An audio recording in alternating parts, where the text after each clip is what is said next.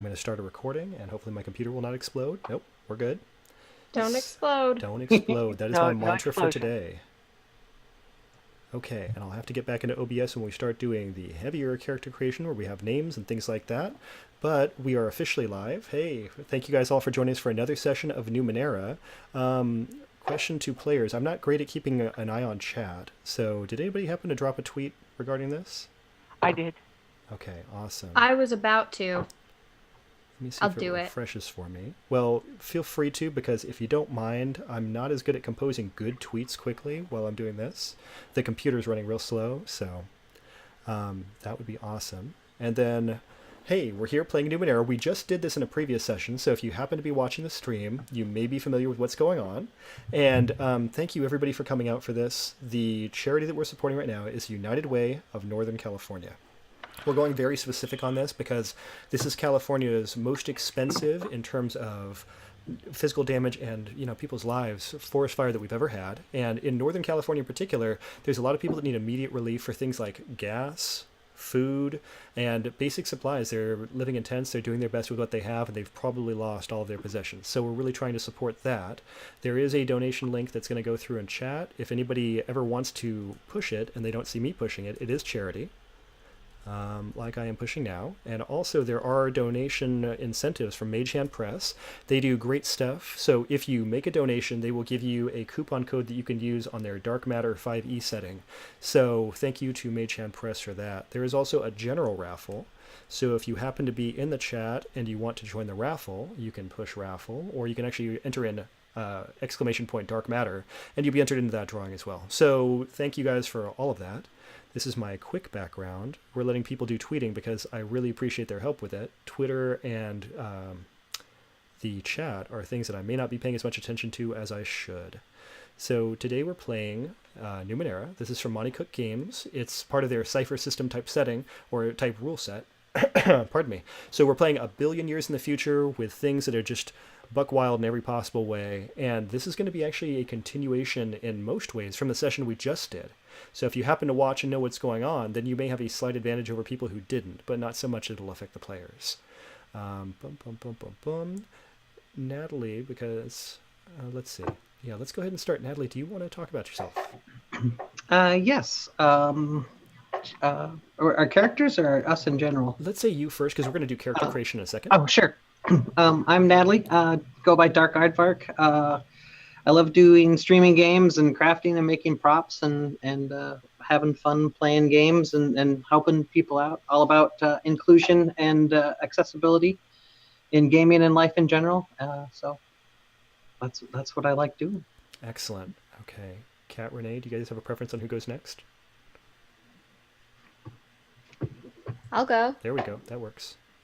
Hi, I'm Renee Rhodes. I am on Twitter at RayDNR. I am also on my website at raydn.com, where I have some blog posts occasionally, and I'm trying to get more, which is hopefully going to happen because yesterday was my last day at my full-time position, and I'm moving to freelance. So if anyone has any inquiries, feel free to DM me on Twitter or shoot me an email at renee@raydn.com. I also DM for a D&D podcast called Fate and the Fable Maidens. It's an all-women show with family-friendly content. We have a great time. That's at FateFMcast on Twitter and FateFMcast.com. And I will definitely certify it for being good. It is excellent. And we're going to move on to Kat. Hello, I'm Kat, Cleric of Cord. That's where you'll find me on Twitter. For the most part, I play D&D. That's pretty much what I do. I'm just starting to branch out into different systems. This is my first time with Numenera, so I'm really excited. You can find me on Tuesday nights at 7 p.m. Pacific on Madbird's stream on Twitch. I will be doing a one-shot on Scraticus channel this Wednesday with lovely Kiana as my DM. And that's about it for right now, I think. And if you need help, ask. There's always somebody there. Don't let it get you, okay? That is a good point. Yeah, it's been a week for a lot of people, and I'm sorry that this coincides with that, but I really appreciate everybody coming out in support of the charity. And personally, I really just appreciate all the help and support that I've gotten in making this happen. Two of the communities that I wanted to point out as being exceptionally helpful to me in making things work are the Scraticus Academy, where I got half the players for this game, and the other half came from Welcome to the Party. I filled almost every slot for this game in under 2 hours. And I'm sorry, this game, I mean this stream. And by this stream, I mean the 6 games that we're doing over this weekend. It is amazing how many people are coming out to be supportive, and I thank you all, and I appreciate it because everybody's got their own personal things going on, but I mean, I'm just going to be saying thank you all day if I don't just say thank you one time, which I'm kind of okay with. So let's talk Numenera. So for Kat, this is your first time playing Numenera. Renee, I know you have experience with the Cypher system, but Numenera, this is new? This is new. I'm very excited. I did forget to mention Cypher System. I do play with Hans on Scraticus Academy every Wednesday. Cypher System, Eden. And I didn't say that. But yeah, Numenera is new, and I'm very excited about it. Cool. And I mean, Eden is the best game, so accepting the fact that this is for charity, you should be watching that game. And then the next games in order of priority are everything that Natalie and Kat is in. And Natalie, have you played Numenera before? I have not. No. Okay. I love the world though. It's really cool. That's exactly why I love this game, and I'm just going to do it like that very excited statement once. Yeah. To be fair, the reason that I love Numenera and I like teaching the game to people is because it's a billion years in the future. So for everybody who wants to say you can't do that, show me why not. I mean, we've got a billion years. Nothing is impossible at this point. We can do everything. The ideas of self and what is anything, totally out there. So have fun with it. Do whatever you want. If it sounds rad, that's what we're going to do today. And yeah, it's in support of a good cause. So we're starting out with character creation and just making sure everybody feels firmed up. I know you all are super proactive in getting character creation going, but if there's anything that we need to go over, this is a time. And we're going to start by just running down our player types. So in Numenera, like in other Cypher System games, you have a character sentence. It's composed of a type, which is a noun, a descriptor, which is an adjective, and a focus, which is something cool that you do that's probably some sort of sentence participle. So right now, you're going to be a type. The types are Glaive, Nano, Jack, Delve, Right, and Arcus. And I'm going to continue my tradition of starting with Natalie. And Natalie, what did you pick? I'm going to play a Right today. Okay. Awesome. Rights are super cool. I know the least about them of all the rules because they are the things where, I mean, I love the idea. If I was going to be a person, I'd probably be a Delve, but right is cool. But you get the idea of creating and contributing to a community. They are awesome, period. So I love it. I'm looking forward to learning more about it. Did you already go through your tier 1 character creation steps? More or less, yeah. Okay, so let's work on the less and let's make sure we get it all taken care of. So you know how your base pools go, correct? I think so, yes. Okay. Yeah, so I have the might pool to spend to make things easier if I need to. Mm-hmm. And then edges reduce the cost of buying off the difficulty. Mm-hmm, that's right. So the way this works, you've got 3 pools. You've got might, speed, and intellect. And rights start with 9, 7, and 12. Those are all good scores. You also get to spend 6 more points in those pools, however you want to divide those up. You can be balanced if that's a thing you like, but I don't know. It's up to you. But the idea of these pools is they're serving both as your hit points. So they're your resource to tell how badly you've been hurt or anything like that. And they're also serving as a way for you to make things easier for you. So if you say, like, my character is really strong, that means that you can have a higher number of points in your might pool, so you're more resilient if somebody tries to damage you. And additionally, you're going to be able to spend points out of might that you can use to make things easier for yourself. So there's only those 3 pools. So the good thing is you don't have to worry about too many things. You talked about effort. Right now, everybody's a tier 1 character, so everybody has 1 effort. That's the maximum number of levels you can make something easier. So you can only make something 1 easier. And then when you want to apply a level of effort, you spend 3 points out of the appropriate pool. That makes it 1 level easier. In the system, this is called eased, and then when something gets harder, it's called hindered. So if you have an edge, let's say you have an edge of 1, and for you, Natalie, what are your edges? Is it intellect? Intellect, yes. Okay, so if you're making an intellect task, instead of spending 3 to get 1, you spend 2, because you have an edge of 1. And that's how that generally works. So if you see a 1 cost power, it just became free for you. And that is super cool, and that's how life should be. So we know your effort, we know your edges. You can bear 3 ciphers at a time, which is great. And it says here for your weapons that you can use light weapons without penalty, and you are unable with medium and heavy. So if a difficulty with one of those weapons was a 3, it just became a 4 for you. Okay. So don't hit anybody with anything heavy. Sure. And then for skills, you're trained in crafting Numenera, and you're trained in another crafting skill of your choice. It gives you a few choices. I don't know if you already picked one. I did. I chose engineering. Ooh, cool. I like that. And then you have an inability in salvaging and understanding Numenera. Now, in the last game, we had somebody playing a delve, so it's just kind of like that opposite situation. You understand how to do something with them, but taking things apart is not really your wheelhouse. You like to have the components. Sure. So, and it really builds into your special powers later on. So it's just a little bit different. Okay, you're a community builder. So you notice you add a lot to a community infrastructure. All of the Cypher system is built on a difficulty 1 to 10 system. Something is difficulty 1, you have to roll a 3 on a d24. Something is level 10, you have to roll a 30 on a d24. That is impossible. So level 10 task you can only do if you can bring the difficulty down. So everything goes in steps of 3. So 8 and above, actually 7 and above is super bad, but just something to think about. And so your community builder having a +3 to something is a lot. That's really cool. Yeah. You are always tinkering, so you can build a new cipher. It's 2 levels lower than than usual. Okay, that's all normal, and it means you can do something really easily. Love that. Plans. I think they give you default plans and ciphers. Nope, just ciphers. I didn't put a lot of thought into the plans. I don't know if you've selected anything at this point. I haven't. No. Okay. If you were okay with this, I'm going to say whatever makes it fun during play, we can do that. Sure. That works for me. Okay. And then from there, we have this idea of iotum. Those are basically cipher pieces. That's probably not going to come up too much. And the starting ciphers that you have. And then from there, lastly, it goes into inspired techniques. And did you select something there? I did. Yeah, I believe that's the trained in armor and distant activation. Okay, cool. That does sound so. right. So yes, you're trained in armor. You have distant activation. I'm looking for that. I can activate or deactivate any machine I can see within short range.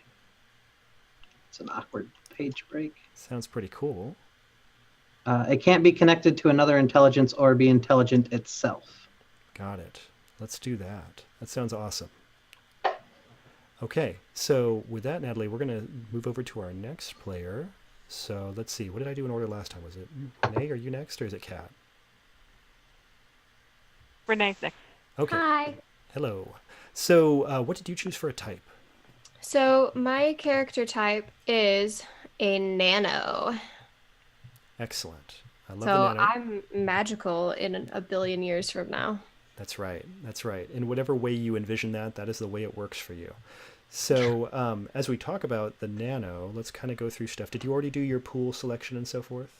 Yeah, so I did that very briefly just now while Natalie was talking. Great, great. So you've got the base pools, and then you add 6 to that. You've got your effort. Your intellect edge is 1 and 0 in the others. You can also have 3 ciphers at a time. And just like Natalie, you can use light weapons and not medium or heavy without an inability. You have the trained in Numenera skill. You have some starting equipment, which is super interesting, and ciphers, which we can go into in a second. Did you select esoteries for yourself? I did. So I will be using Onslaught, which is basically like a wild physical or mental magical attack. And then also Ward, which is an ability that gives me a +1 to armor. Cool. You guys really seem like you're intent on mixing it up as a party. So that's cool. We'll make sure that happens. Okay, and then let's see if I had more stuff there. I think that covers all the stuff for the nano. I think we did most of the explaining during Natalie's, which is why it seemed like it took a little bit longer. And so It gave me time, so thank you. Yeah. So Kat, shall we talk about your character? Certainly. I have a jack. Excellent. I love the jack. They are very cool. And what did you, let's see, you've done your pools. Yes. Okay, and you know where your edges are. If I recall, the jack is flexible and you get to choose what edge you're going to take. Right, and I chose intellect. Excellent. Okay, so we've got that part done. I am looking at the book. I'm And totally Roll20 paying attention. just restarted on me. Oh, that's me, and I think I just Okay. turned off the audio options, so sorry about that. That's all right. I thought I had those done. Okay, so Let me pull my sheet back up then. Okay. And if you guys see anything in chat, I'm not looking at it at all right now, so hopefully everything is going well on stream. Okay, so we talked about your edge. You have 2 ciphers you can use at a time. You can use light or medium weapons without penalty, but you are also enabled with heavy. You get to pick a skill that's not an attack or defense skill that you are trained in. Right. And I was looking at those and was trying to decide what I wanted to do, because the idea that I had for the character is very much kind of a acquisitions. I can get that for you kind of person. Yeah. And if they can't get it for you, they can get the parts and build it. So I was thinking about actually identifying, which would allow me to identify the pieces or parts that I need, and to know what those are, and to be able to look at a pile of junk and say, oh, look, there's the things that I need in there, so I can use that. You know what? I am on board with that. When we do it for the Delve, we call it Salvage Numenera. Do you like calling it that, or do you have a different name you'd like to use? Oh, I don't know if they want to if I want to focus just on Numenera. Well, yeah, probably want to focus on Numenera. So yeah, Salvage Numenera. I like that. Okay. I put that in as my skill. Yeah, sounds good. Okay, so getting my stuff together, we got that part. I have, every time I've started this, managed to go into the wrong Roll20 game. So one of these days I'll learn that lesson. And let's move on to talking about the rest of your stuff. Okay. Okay, so we talked about your skills. You have this idea of a flex skill, which is something you can decide during gameplay, whatever you want that to be. That could be the skill you take. Yep. Some people, I mean, it says at the beginning of the day, I'm totally okay with you just coming up with this as it makes sense during the game, because it's a one-shot. We've got some starting equipment and some default ciphers that we'll go over in just a second. Okay. And then we have tricks of the trade. Did you pick those?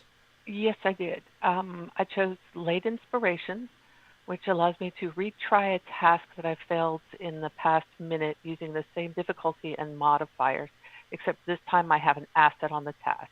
Super cool. If the retry fails, then I can't use that ability to retry again later. And the other one is a Critter Companion, because of one of the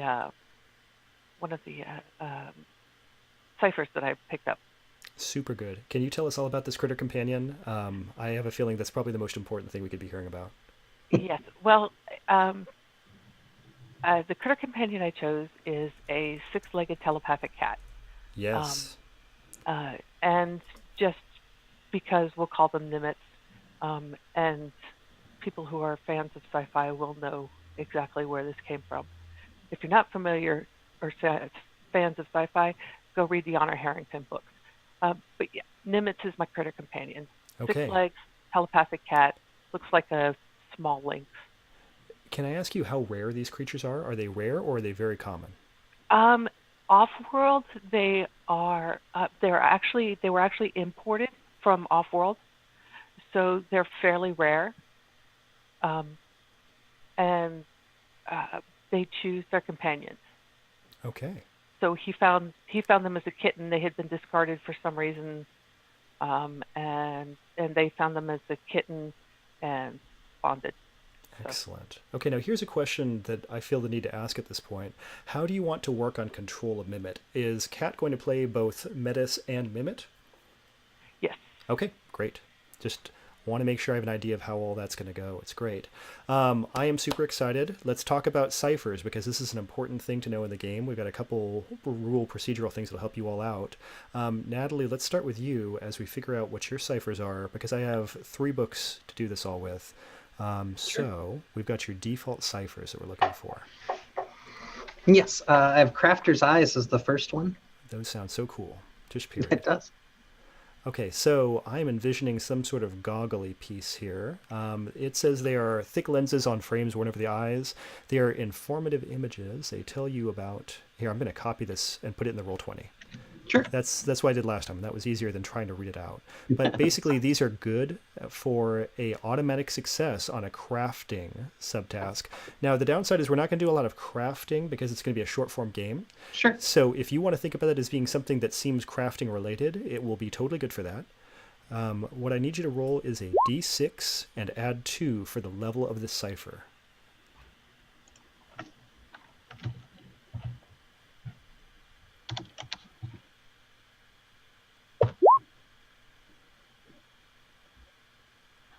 A 6. Well, so a level 8 cipher is very, very powerful. So this is going to be good for something, and it's going to be really good for it. Okay. Okay, and Sounds now good. we have an instant item. Instant item is, again, super cool. I will copy this out into chat for you, and it is a d6 in terms of its level.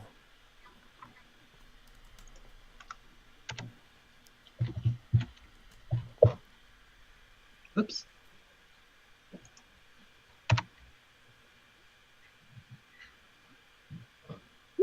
A 1. Okay, so it's less useful, but it's a thing, and you have it, and that's the important thing. And you can always get rid of it by using it and then getting something else. I have had players where when they get a bad level cipher, they pretty much just throw it out at the beginning of the game and then just go get another cipher. Sure. The world is made of ciphers, so you will have an easy time getting more.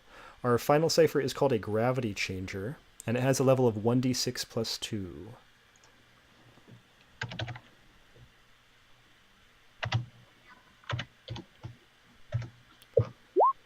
Four that time. Very nice, very nice. Okay, and there's our information there. And we will go on to Renee. I gotta find your ciphers here in Nano. I actually just went through these earlier, but in a different chat. I thought it was very funny that my little oddity is a thermos. It's a thermos. It's a metallic jar that maintains the temperature of liquid inside indefinitely. So my coffee is going to stay hot all day. Nice. You gotta ask yourself, is there anything else you'd rather have on an adventure, though? No, honestly, there's really not. Like, that's the best I could do. And the level of it is a 1d6 plus 2.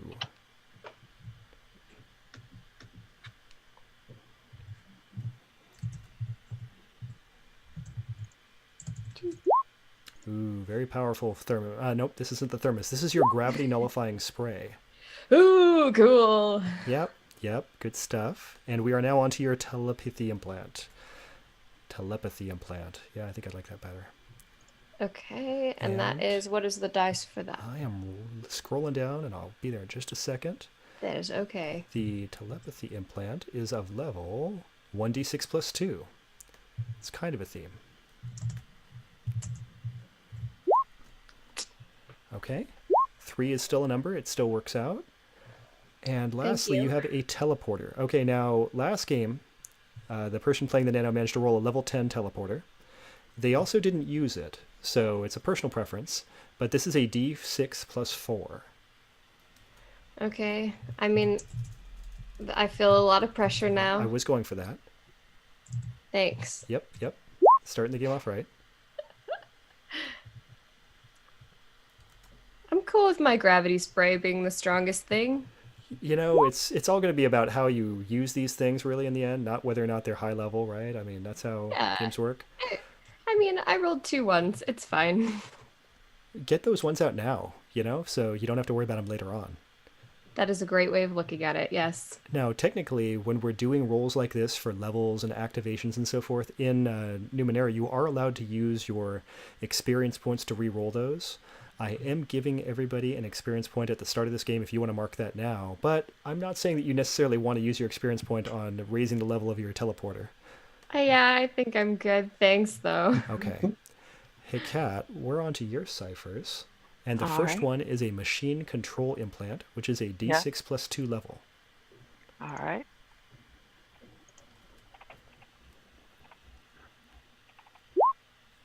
Excellent. take So that. that's a nice high level cipher.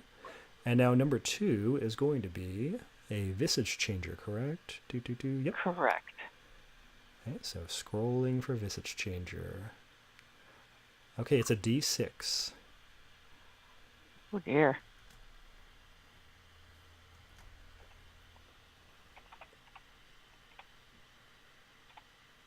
Ooh. Nice. Okay. Well, that's how the rest of the stream is going to go right there. That's our startup. Okay, so I've got my I'm roll 20 guessing that going. makes us powerful. Yeah, 6 is good. Okay, so again in the game, everything goes from level 1 to 10. 10 is the max, 1 is the least. So everything that is not the three of you can directly be assigned a level, and you're going to know if it's good or bad based on that level. Things that are you're rolling, you've got to roll whatever the level is times 3. Super great. And a teleporter is the best thing, just so that we're clear on that. But, subjective. Okay, we are on to our Numenera adventure. Nope, no, we're not. I did this last time. I did type, and then I forgot descriptor and focus. So, yep, I am staying consistent. So we're on descriptors. And, Natalie, what did you pick for your descriptor? I picked curious. Oh, that sounds so cool. That's exactly how I would play that.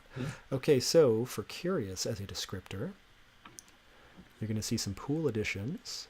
You get +2 to your intellect pool. You're trained in the perception skill. If that was a skill you already had, you'd be going one step up to specialized, which is the highest, but trained is good. And then you're also investigating, trained in tasks related to detecting falsehoods, piercing illusions, and disguises. Good stuff. You have no drawbacks on this this descriptor. That's really cool. Yeah. Okay, and let's see. Renee, what did you pick? I picked graceful. Very nice, very nice. Yes. The graceful descriptor is giving you +2 to your speed pool. You are trained in balance and careful movement tasks and tasks involving physical performing arts. Very cool. Also trained in speed defense. That is a safe choice. And yours also has no negative things. Wow, that's really cool. Good picks. I think it's fun because I did kind of build like a speed nano. Nice. Okay, Weird, so, but goes against the grain a bit, but I like it. hey, we'll find out how much it goes against the grain. It might be just perfect. Kat, what did you pick for a descriptor? I picked industrious. I was looking for something along the lines of resourceful, and industrious kind of fit the idea that I had. So. I like it. It sounds cool. Okay, so you've got a +4 to speed. You add +1 to recovery rolls. Recovery rolls are going to be important. I'll try to talk about this in just a second. And when you apply a level of effort for intellect tasks, you get a free level of effort. That's super awesome. So just a reminder that you can only apply 1 level of effort right now. So when you do that, the nice thing is it's free. Okay. And then your movement-related tasks are hindered. Yeah. Less fun, but you got to have something to get something. So that's all good. Okay, we're going to move on to foci. And Natalie, what did you pick? Talks to machines. Oh, that's just perfect. That's exactly what you should be doing. Talks to machines. I love talks to machines. Yes. It is a good choice if you can justify it for your character because they're not totally out of touch with reality.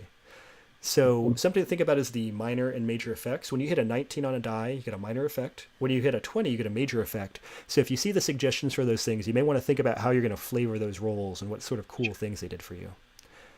Okay, so you have machine affinity, and you have the distant activation. This may have been the power you were talking about earlier. Yes. Okay, cool. And that has an intellect cost of 1, so it means for you it's free. Okay, Renee, what did you pick? I picked Rides the Lightning. I have wanted to use this one since Numenera 1, and I've never gotten a chance to do it, and I am excited. It's thematic for me this week. I don't know. Rides the Lightning has been everywhere, so. Cool.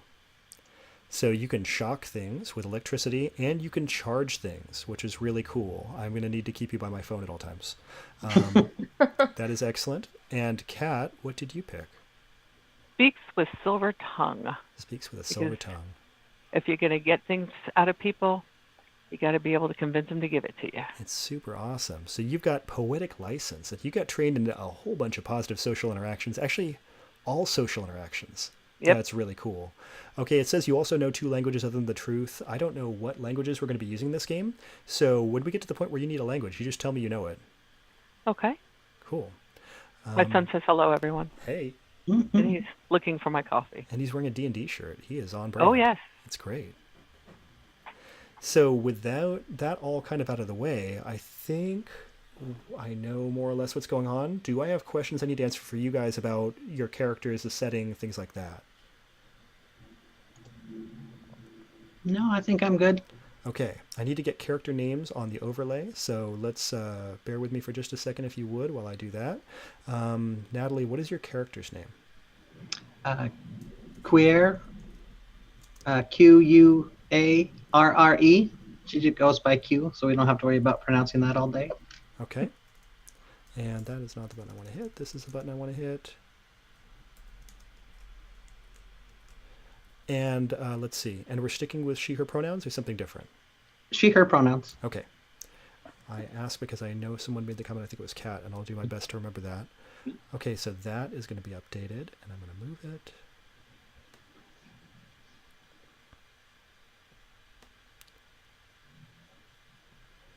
Okay, and Kat, I've got you next because I already clicked your name. All right. So that is Faust. yes.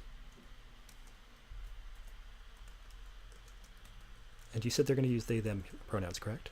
Correct. Okay.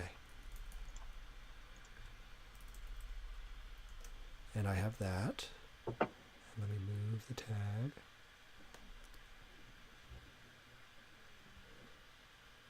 So hopefully this will all be visually appealing and work for everybody when this is done. Okay, Renee. Character name, please. Character name is Kalty, Kalty. It's short for Caltillion, but I won't make you type that. Got it, got it. And is Calty using she, her pronouns? Yes. Excellent, then I think I have that set. Let me shift things around a little bit here. Okay, it's going to come on the overlay in a second. If I have made any errors, please let me know. And then otherwise, we should be all set. I say ominously as I try to remember what I'm talking about. So today we are playing a Numenera game. We talked about some of the basic things. We talked about your pools. We talked about effort and edge. The other thing you have to know is the other end of that, which is recovery.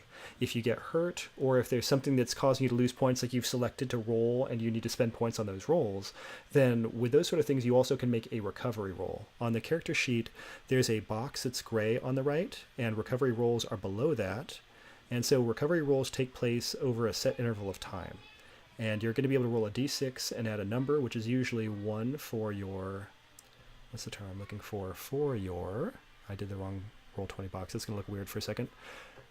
For your tier. But then additionally possible, I think... Natalie, did you have the plus to the recovery roll, or was that Kat? Not me. That was me. Okay. So you're going to have that additional +1. You're going to have to do that manually when you do recovery rolls. But the first one takes place, you only need one action, which is like one round of combat to make a recovery roll. The next you have to wait 10 minutes to make a recovery roll. That's like sitting still for a short rest type thing. And then 1 hour, and then 10 hours. So the first one's pretty easy to get, but then the other ones are subsequently harder. It's a one-shot. The last game, everybody spent points, and they did fine, and nobody got exploded or anything like that. So I wish you the same success. I don't know. Getting exploded sounds so much fun. Okay, I will remember you said that. There is the other thing to know, which is when you roll a 1 on a die, that's bad, just like in many other systems. They have what's called a GM intrusion, and when you roll a 1, I get to do it for free. That's me making life interesting for you. If it happens during the course of play otherwise, and I decide I just need to inject like a little flavor to the game, then I have to give you an experience point, which is good for re-rolling and doing things that are player intrusions if you see that in your character options. And then you also get 1 to give to somebody else. And last time we found with a 3-person game, it's no fun being the first one to have to give a point to only one of your 2 other players. I'm sorry. Yeah, that's it. I'm just sorry. That's how it's designed right now. And I did tell you all that you start with 1 experience point at the beginning here, correct? Yes. So look forward to that as being something that will be helpful to your adventures. And I need to go back to the dialog box here, so that looks more better on screen. Okay, can you all think of anything that I have neglected? No. Okay. I'm ready to roll. Yeah. Let's roll. And we are going to have a break halfway through, which I mentioned, but let's just keep going until I hear anything. Let me know if anything else comes up. We are dealing with an adventure called the Fading Colony. There is a colony called Neverdark. This is a floating, like a series of concentric circles on a spire that floats just a little ways off the ground, out on the shore near the sea. And at one point, this colony was known for harvesting a substance that they called nacre, which is like that stuff that goes around pearls, that pearlescent substance. And they were doing quite well with that, but something has suddenly happened, and there are problems in the colony. Specifically, the colony seems to be leaving your dimension for another dimension. And so it's occasionally kind of shifting, shimmering. They've evacuated almost everybody who lives in this colony. There was at one point 15 people, there are now 6. And they're actively seeking aid and willing to pay large bounties to people who can help. You all are such people, and through the fiat of the GM, you've come here to this colony where you're now able to help them. I'm going to imagine that you all are a functioning adventuring unit where you know each other and you're kind of familiar with one each other's strengths and weaknesses, and very cool telepathic six-legged cats. So if you find anything that's coming up during play that you want to explain to me, I'm fine with that. But there are several people here. I'm going to give a really quick introduction to 2 of them out of the 6. The 2 leaders of this community are Vista. Vista was in charge of the Knacker operation, where he was in charge of harvesting. They're a tall person, humanoid male, and he is carrying a long metallic staff that has a faint glue blow at the tip. He has one normal leg and one leg that's replaced just about like the top of a pair of shorts with a metal prosthesis. It doesn't emit any light or any visible energy, but it seems to allow them to move with like a clip-clop step. And otherwise, the way you would discover them and discuss them at this point is they seem very interested in self-preservation. They seem very selfish, maybe somewhat covetous. They don't seem like a very nice person, but they have a very large bag of money. The other person is Goulet. Goulet is tan-skinned. They're tall and slim. They've got like gently weathered features. They look like kinder, older. And they have no hair. They're wearing a metal scalp piece that covers up their head and their left ear. And they are the civil leader of this community. They're more concerned with the people, whereas Vista is more concerned with the lost operation and the loss of this particular colony base, the building. Those are the 2 you have met so far. Okay, ready, set, go. So Vista says, so we have to figure out what is wrong with this building. And he shakes the bag again. I've got a bag full of shins here. What we need to do is get this thing stable so that we can get back to normal operation. We've lost most of our workers at this point.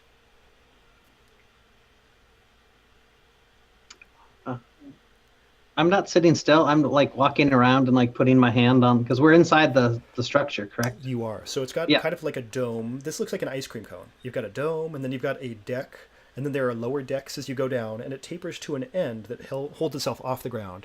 You all are approximately 60 feet from the ground at this point inside of this building. Yeah, she's just she's paying attention to him, or to the conversation, but she's just like running her hand on the wall and like whispering when there's lulls in what they're talking about, and just trying to get a feel for the building and its contents. Okay, very good. And let's see, what's everybody else doing? Metis would be watching Q to see if there's anything that needs to be going, if they need any help with any, or once they identify something. But they would be talking with the Vista and Lay. What happened? How did this start? Tell me what you know. Tell me everything that you know. Don't leave out a detail. It could be important. Cool. And I'm going to go around once just to find out how everybody's establishing themselves in the shot as we get ready for the next segment. So what's Kalti doing? So Kelty is just nodding as Metis like actually does things. I don't think she's started really looking around yet. She's letting Q kind of take care of that.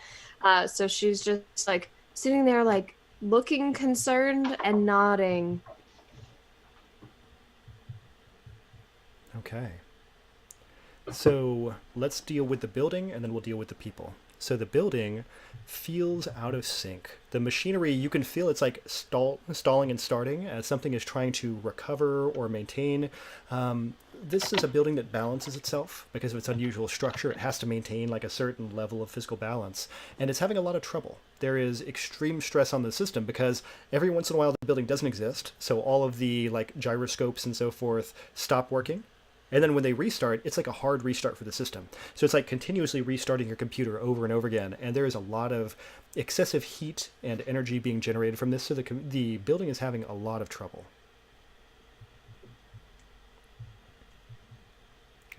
So let's move over to what Vista and Goulet say. So you've asked, how did this all start?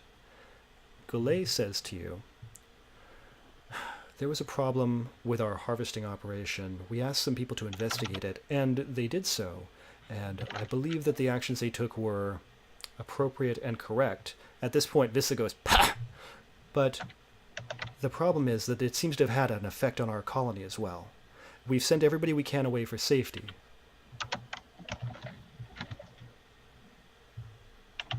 Kat, I think you're muted. Sorry. What was the problem they were having with the harvesting, and how did they fix it? There was a being that we called the Leviathan, and it excreted the nacre that we sell in order to keep this colony operation solvent. But in dealing with the problem, they seemed to uncover some issues of how the organism was being treated, and in treating the organism, making it feel better, they've also caused a dimensional energy to be released. And Vista says they broke it. Basically, they went in and they ruined everything, and it's going to take a lot of effort to get it back. That's not helpful, what you just said. What you just said is very helpful. Now, the Leviathan, is this it's a being? Yes? Can you communicate with it?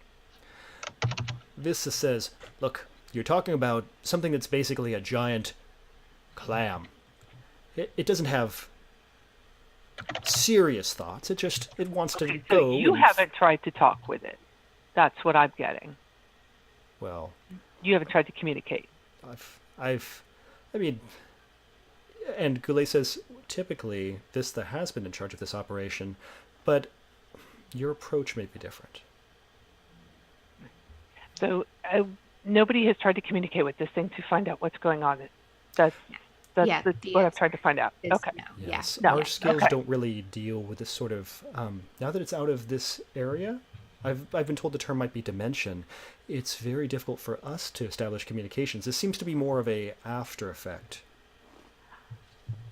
Oh, okay. Well, Metis is very good at some of these things. Maybe it's a good thing that some of the responsibility is shifting hands. You know, I think that might be true. And Vista, and she kind of taps him on the shoulder, and he shakes the bag, has agreed to provide handsomely for arranging the situation in a better way. We really need to make sure people can be safe here on the colony. Oh, where is the Leviathan, Cap? Where were they staying? Well, and they point kind of nebulously out into the air beyond the colony. So they're pointing out into space, out into open air. At one point, the Leviathan was hovering here, just beyond the colony. But now the creature has moved into a different dimension, I think. Oh, okay. I'm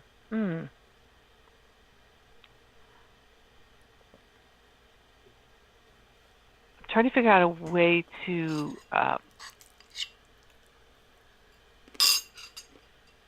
figure out what this Leviathan might be, if anything like this has been known before. Sure. So I can see two ways you can do it. If you want to establish a fact, you can spend an experience point. If you want to roll for something, you can make an intellect test. And maybe an intellect test? That's totally fine with me. And let's talk about what skills you have that might apply. Okay. I'm going to say right now, it's not really salvaging Numenera. This would be more maybe knowing about Numenera. But Okay. because this is an intellect task, you can apply a free level of effort because you're so cool. All right. Yeah. So let's do that. Okay, so the way this works is I believe if you push the green button next to your intellect stat, it's going to roll. You don't have to worry about spending points for effort because you're going to get that automatically. Okay. Okay, and I think that the level of effort is not actually applied directly to your roll, so you actually got a level 6 roll, not a level 5 roll, so that's awesome. Very, very good. So, let me ask you this. Does Metis know about this? Metis knows of creatures or of beings that are similar to this. They take different forms, but they all seem to have this ability to phase in and out of dimensions. And this is the first time they've ever heard of one that was used like this. They've been known to, they would pop in, they would pop out, people would freak out, and that type of thing, but never one that had been assumed to be in this place and used like this, and then suddenly dimensioned out. So he knows of creatures like this, or of beings like this, but again, nothing that had been in this type of a setup before.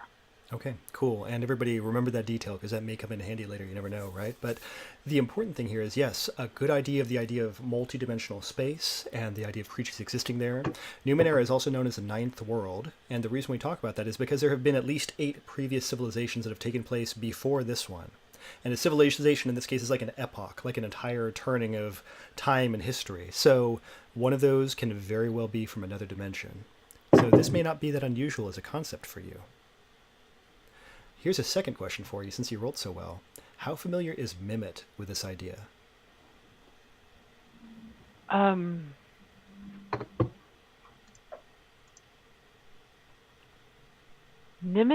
is more focused on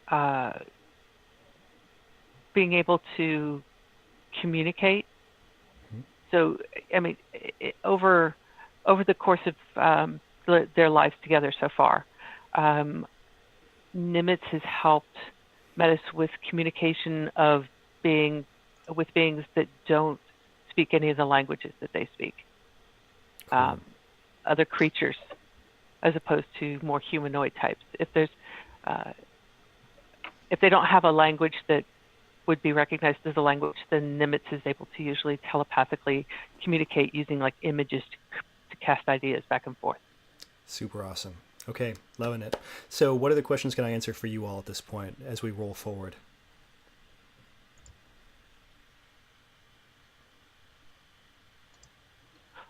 What did the team do exactly? What exactly did they do to this thing? Goulet says, I don't know the exact details. We had 2 people who were inside of the Leviathan at the time doing a harvesting operation. They said that things suddenly became very unstable and that the creature began moving and then disappeared. They were able to get out just ahead of the team that had gone inside. My personal thought is that perhaps they were too stimulating to the creature. They had said something about removing a parasite. Vista has a sour look on his face. Have parasites been a problem before? We've never really had any problems with this operation at all. This is the only time we've had the problem, and this was a big problem. That's usually the way it tends to work. It's called the odds catching up with you. Karma. I think Kelty is like just kind of highlighting the sass whenever Metis puts it out and giving some herself. So like, every time something like that is said, she's just like, I was going to ask, is this like a physical head tilt sass, or is this like electricity shooting in the air kind of sass? Maybe like a little like spark kind of thing when she tilts her head, but yeah, no, not just, she's not going to like explode things right now. I mean, you tell me when you want to explode things. I'm ready for whatever. I will. I for sure will. I am positive you will. Okay. And I think every once in a while, Metis, without even looking, will just go put the hand out for a fist bump. Yeah. Okay, but the real question is, what is Q doing? Is Q also like receiving a fist bump while paying attention to the wall, or are they just doing their own thing? Q is kind of cross-checking with the structure, the components in the structure, kind of confirming what the 2 leader people are saying. Okay. So kind of like cross-checking the story. Yeah, so this building doesn't have a lot of sensors. It's not really meant for like an external sensor network. The thing that you notice is, again, everything here is about stability and trying to keep this building centered in its very unusual ice cream cone design. So right now you get a lot of system restarts. In the time you've had your hand on this wall, the system has already restarted 3 times. And it seems to be like you get these energy spikes and heat spikes and things go kind of crazy. And your impression based on the system is like somebody is pushing an OK button every once in a while and just resetting the system. Sure. But you get the feeling there's definitely somebody on the other end of this interface that is improving the condition every time this happens. And that seems to be just a continuous process right now. So it seems to be taking care of itself. You have the distinct impression it's not, and that somebody else is basically pushing like the ignore button. Oh, I gotcha. I guess I would kind of like sort of absent-mindedly ask out loud if somebody's resetting all the systems. Kind of not directed at anybody in specifically, just kind of like pondering out loud. Okay. And Goulet says, we have someone who is integrated in the systems, and they're currently trying to repair things. They're down on the next, they're 2 levels down. They don't appear to be doing a very good job. I don't think they have the same sort of skills as the 3 of you. I think they're merely trying to keep the colony operational. I do go over to Q for a fist bump for that. Fist bump.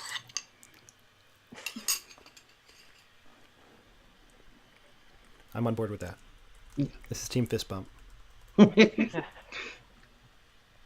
Q, so I think maybe we need to go down and take a visit and find out what they're doing down there exactly.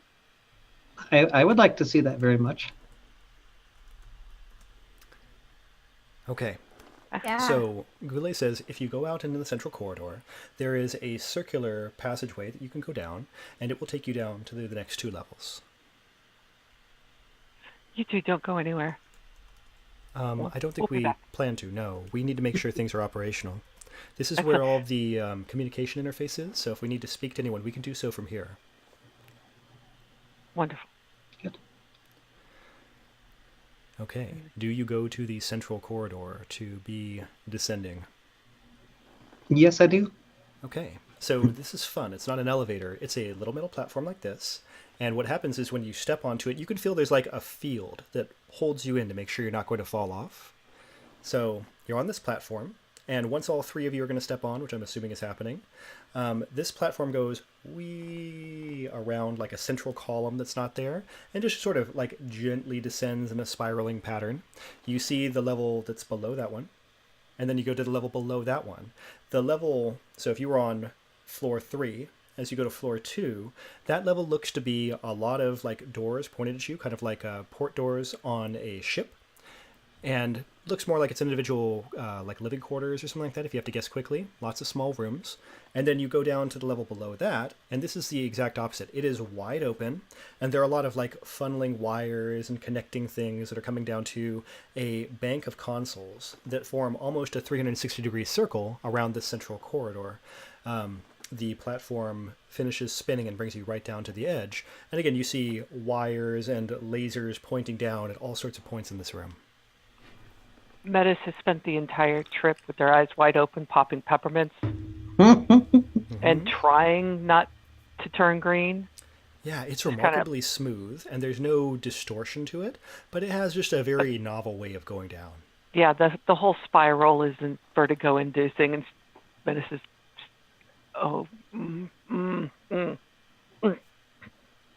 okay, let's get off. Yeah. Okay. Q, it takes her a second to break her trance of kind of staring at the thing and figuring out exactly how it works, but then she follows. Yeah, and by the time you got off, you know how this works. You could build one of these if you wanted to. No problem. So this room, all of these consoles that we're talking about, they are about 10 feet tall. They are just enormous banks that look like they're made of silicon and electronics and things like that. It is older technology. You're not sure exactly what epoch this is from, but this is definitely a Numenera era technology. And it's surprising that this colony has stayed intact for so long. Pardon me? So, as you're looking around, you see again lasers shooting down and wires that are twisting across the walls. Pardon me, everything seems to be connected. I'm going to ask the nearest computer or machine where the human is. So you get like a little ping trace, and the floor does a little illumination trail and leads you off towards one of the banks, where you can see again lots of wires. Sure. As I'm leaving it, I'll pat it gently. I'll say, "Thank you, sweetie," and then follow the path. Put Nimitz down off of my shoulder and let him. I'm going to send him a message to kind of go exploring. Let me know if he finds anything interesting. And we've already established things that I consider interesting, not things that they consider interesting, because interesting can sometimes include things like mice. So Mm-hmm. laser pointers. So Nimitz is off kind of wandering in the places that we can't go in between these banks and things like that, checking things out. Yeah, and that's a good move because although these are very big banks, there's very little space in between some of these things, and so Mimit is able to easily kind of snake through these corridors and move around slinkily. Okay. And then Yeah, so I'm gonna follow Q because I think that Kelty knows her strengths. And so far in this like excursion, we'll call it, she has not encountered those moments yet. But she does recognize Metis's strengths and Q's strengths, and so right now she is following Q because this is Q's domain. Very nice. So we do go forward into Q's domain as we see more and more computers and things that are coming together, wires. And in the middle of this, there is an area where someone can be seated. There are no chairs because the person who is here is hovering off the ground. They are in a disc, which is about 8 inches tall, and that is where their lower body is. They actually do not have legs. They end just above the navel, and they are in this disc that hovers off the ground. They've got their hands moving just kind of in space. They're not touching any of the consoles, and the wires feed down into this disc. Their eyes are an electric blue, and there are like a circuit trace of wires that run down their head and down their back, and they are plugged into everything, it seems. From your talks with machines, you can tell they are integrated into the system. Awesome. So as you come forward, they kind of swivel, they're looking at you, their hands are staying out in space, their eyes stop glowing blue, and they're looking at you with fairly normal brown human eyes. And they say, hello. Hello. Did you know that you're rebooting and it's heating up and causing problems? Yes, this is all that I can really do to control the systems right now. Everything is overloading. The changes in internal gravity, the changes in the systems are just too much for the system to handle. It's the only method I've found to be able to keep things stable enough for people to stay working and living. Could I suggest something? And I would like to, maybe this does work, so maybe this doesn't, but suggest because the phasing doesn't appear to affect people, if they could have some sort of system mounted on somebody that doesn't phase to keep so the system doesn't have to hard reboot all the time and kind of help solve that problem. Okay, so let me just make sure I understand this. You're Sure. Suggesting that there's some sort of pack that gets put on a person, and then the person won't phase? Right. If you could make like a wearable PC sort of thing for somebody so that the person that doesn't phase stays there and then the system doesn't have to reboot. Mm-hmm. All That the is time. something you can try to do in Numenera if that's what you want to do. Yes, I would very much like to try that. Okay, so let's talk about stuff that you have. You're right. You make stuff as a general rule. You have one particular character ability where you can just make Numenera, but they do tend to be unstable when other people use them. So this is going to be more of a real crafting thing. And I think the main barrier you're going to have is going to be time. Sure. So the question we're going to have is, okay, so we have 6 people here on the station. How many devices are you trying to craft? Well, I was thinking just one to just to run all of the systems operations if possible, or I guess the important ones like keeping the building stable. Okay, so, and again, I just want to make sure I understand what you're going for. Sure. Are you thinking that you're trying to make a modification to the colony or a modification that the people would wear? Sort of like a temporary. I'm thinking more of like a temporary patch fix around this until the bigger issue of it being phased in and out can be solved. Okay, so I would say this could be maybe a lot simpler, and maybe you would do some sort of like software hardware thing to make the colony work differently right now. Yeah, that sounds good. Yeah, so I would say for something like that, it's going to be a difficulty of 5, and Okay. let's talk about how we're going to lower that. Absolutely. So, All tasks involving electrical machines. so there we go. There's one. So it'd be, yeah. Yep, and that's being used as an asset in this case. So you can also still use your engineering skill. Okay, definitely. So if that works for you, that's 2 off. So now we're down to 3. Do you have anything else that you would want to add on top of that? Oh, I don't think I can. I mean, it's the community builder sort of thing. Okay, and generally it would work for a community, but I feel like we're working with a specific machine, and that's more for like That's community versus community stuff. sure. That's fair enough. What you can do is if you want, you can spend effort on this. Sure. And that would be Uh, lowering your intellect pool by 2 in order to now make the difficulty Sure. 1 less. And that would take us to a 4? We're going to be down to a 3. So we went from a Down 6 to a 3. And that means I have to roll a 9 or higher? That is With the correct. 3, okay. I will spend, if I can, spend 4 intellect points and drop it down to a 2. Unfortunately, that's the tier No. 2 ability to go to the next tier. Gotcha. So Okay. this is going to be your max. Yeah, I guess we'll just have to go with that then and give it a try. It's the green button. I believe so, yes. There she- Ooh, look at that. there we go. Wonderful. So you have now basically shunted the system so they understand that there's a cycle, and you're basically just restarting the cycle or maintaining the cycle through that phase period. Yes. So as long as nothing changes there, everything's going to be great. Awesome. And the person who is here interfaced with the machinery, their eyes flicker blue for a second and then go back to that human brown, and they say, "That's wonderful. Thank you. You're welcome. That gives me a lot more time and energy that I can devote to trying to solve some of the other problems here." That is most important. I'm happy to provide you the chance. Thank you. Do you know anything about what's causing the effect? Is there any reason it's staying around or anything like that? I believe we learned up top that the Leviathan, some of those creatures have some ability to go in and out of phase. Okay. And that might be the issue. Sure. This seems like it's lasting for a long time. This has been going on for about a week. Hmm.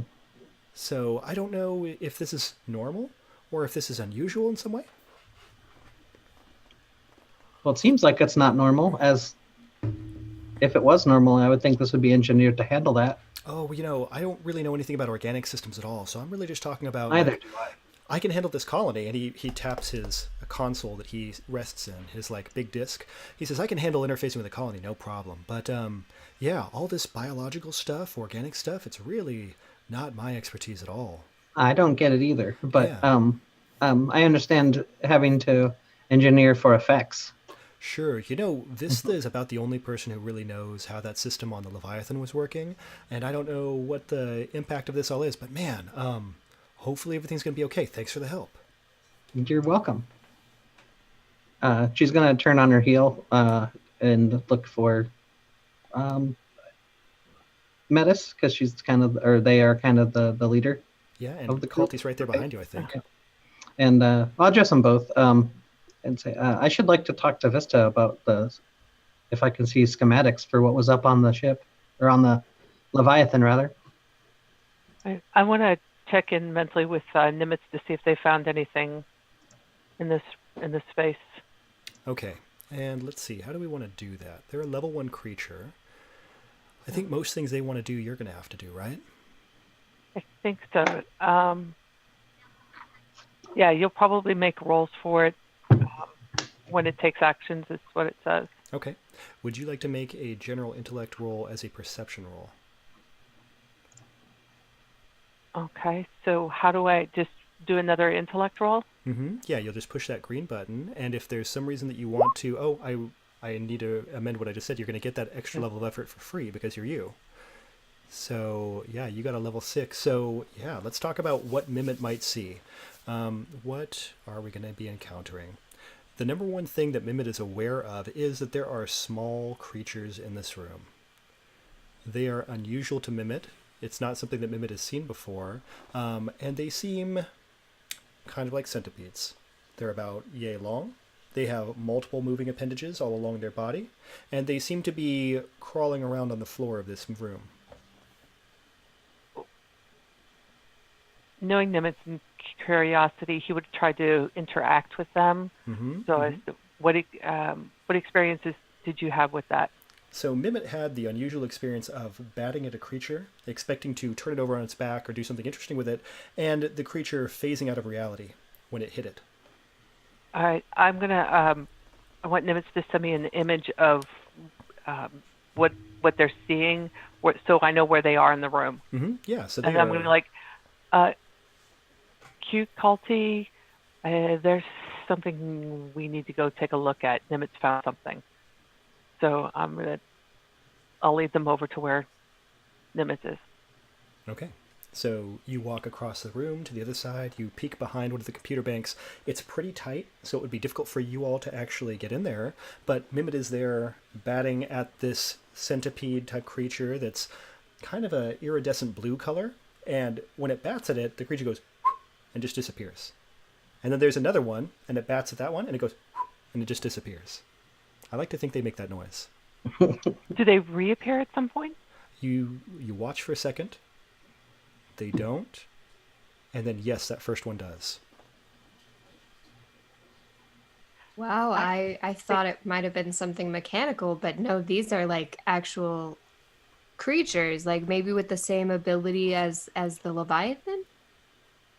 Yeah, I think we may have found the parasite. I think the parasite may be what allows these creatures to phase through dimensions. And they're phasing the building in and out. I want to try and get one of these in my cage. Sure, that sounds reasonable. Now, your main obstacle you have here is space. There's not a lot of space for you to move, so what's your mechanism here? Ooh. Can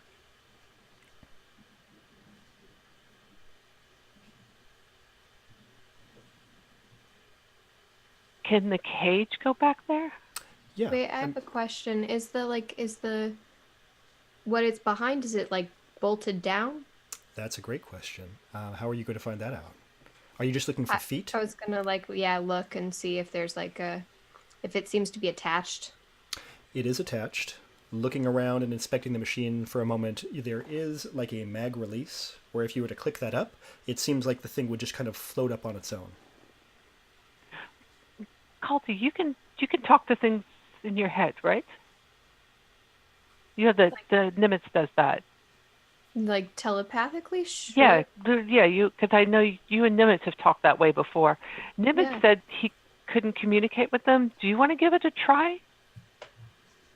Sure, I can try, yeah. And I'm going to set the cage down and open it up and say, it's not going to hurt them. We just need to understand what's going on, and it's helpful if they stay. Okay, so Calty's gonna try and relay to this creature, this warping centipede. Hi, we're trying to figure out what's going on. Can you help us? We won't hurt you. So this is a creature where the kind of sensations you get in terms of telepathy are things like hungry, warm, that kind of thing. So, So you just seem to be speaking above its level of communication. So if I can get that, I'm gonna say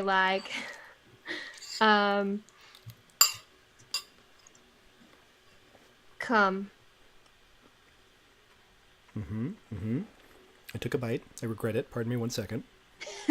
I think the thing you're looking for here is we're going to make an intellect roll with a difficulty of 2 to see how well you can convey in raw emotion the idea that something should come in your direction. Okay, let's try it. Okay, that's a difficulty 3, so it's a difficulty 3. The hard part here is communicating the right message, and you're able to make it understand that this is a good thing. And the centipede wiggles its way in the direction of the cage and goes into the cage, and it is now caged. Okay. And it's in stasis. Excellent. So okay, so Hans, did I get the impression that hungry and warm were things it was communicating to me? These are like its surface thoughts, like the kind of things that it's doing. Okay. So I'm gonna tell Team Fist Bump that because I mean it sounds like it's here because this is a safe place for it. It's warm here, but it's seeking food. I'm not sure what it eats.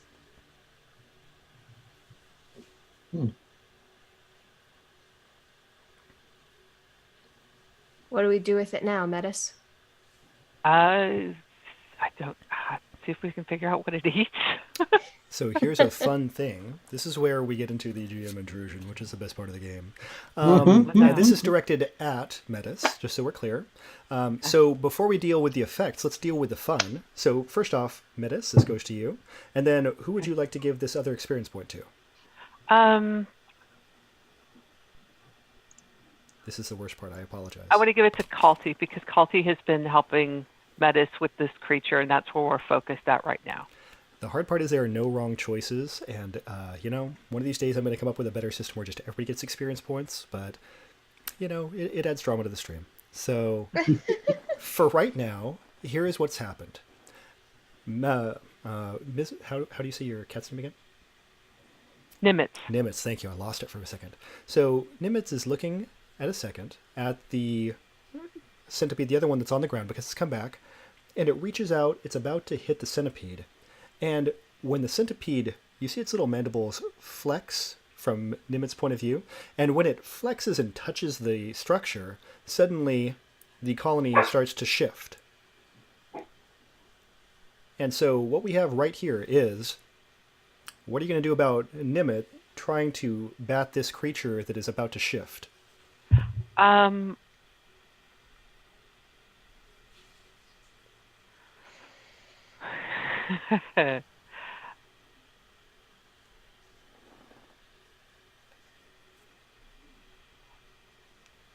don't know.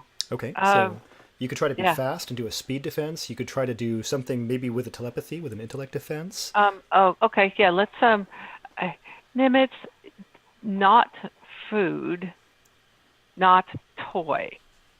And I'll pull out something that I keep on me to keep Nimitz entertained. Okay. Actually, I have one of the weapons that I have is something called a buzzer that shoots out discs.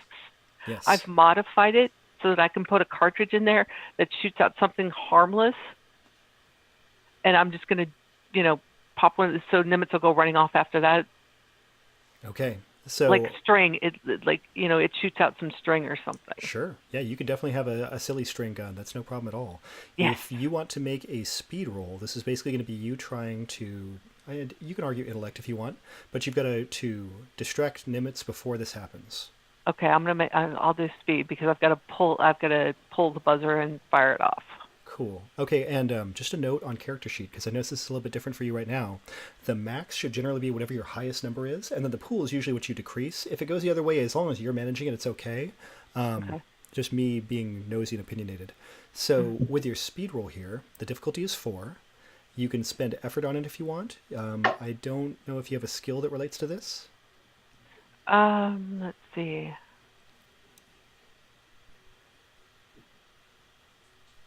Deception or persuasion? It's not. You know it's not a verbal. Yeah, let's give you an asset here based on the fact that you have a creature companion. The only reason you have to make this roll is for safety. Late inspiration too, so that if I fail, I can use an asset. Yeah. So I think I want to. Let's just give it a try, see what happens. Let's do that. All right, so speed. Oh. Okay, so right now you're at a 2. So options here are use late inspiration, try it again. I think that's what we're going to go for. Yeah, within a minute. I'm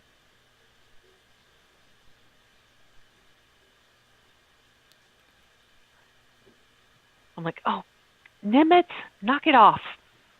And it's... And I don't know. They're reaching right there.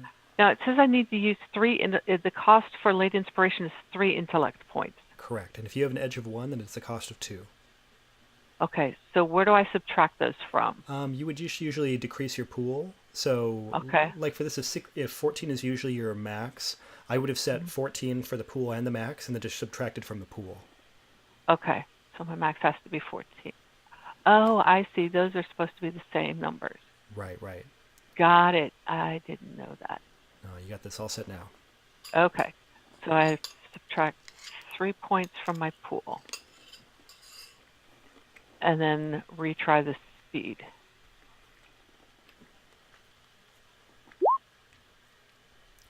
but you have an asset, so you actually reached that level 4.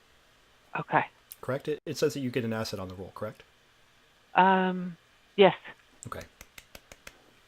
So Nimit was reaching out, about to hit the centipede on the second one, and as it reaches out, you are... I hit the buzzer, and the silly string goes flying just across Nimitz' face and off somewhere. So, yeah. Okay. And Nimit, the important cat, is safe as they go off to do something else instead. Good stuff, good stuff. So the building has again shifted and shaked. There's that moment there where you feel, for all of you, that your footing is unsteady. Not because of the fact that anything has physically moved, but the building was not there for a fraction of a second. So you do get that The weightless worst kind of, drop like, feeling right below your navel, and then it's gone. There goes the vertigo again. Okay. That is an experience. Mm-hmm. Can we not repeat it? I'd rather not. Preferred, yeah. Okay.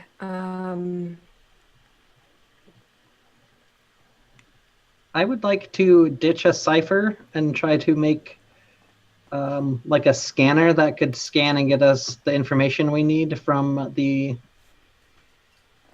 our captive creature. Okay. So I was thinking like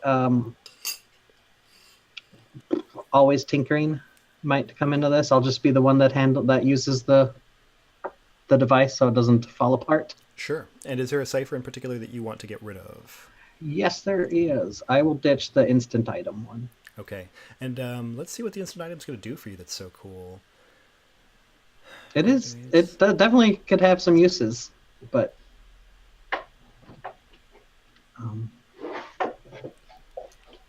Okay, so basically this is like a bag of holding. You can stick something in an interdimensional Sure. pocket during the course of this time period.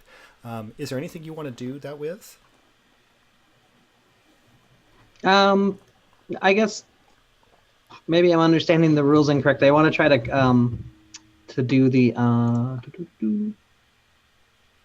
always tinkering. Oh, I guess I need an hour to do that. Right. Well, and I mean, you guys have the luxury of time if that's what you want. It's all up to you. True. So the real question is, like, did you want to use the instant item to get rid of it? Did you want to use it in a particular way? No, Okay. I don't think so. Yeah. So you basically just repurpose it to whatever you're going to build. Sure. No problem. So you will have an hour if you're going to build this device. Are you going to stay here in this room?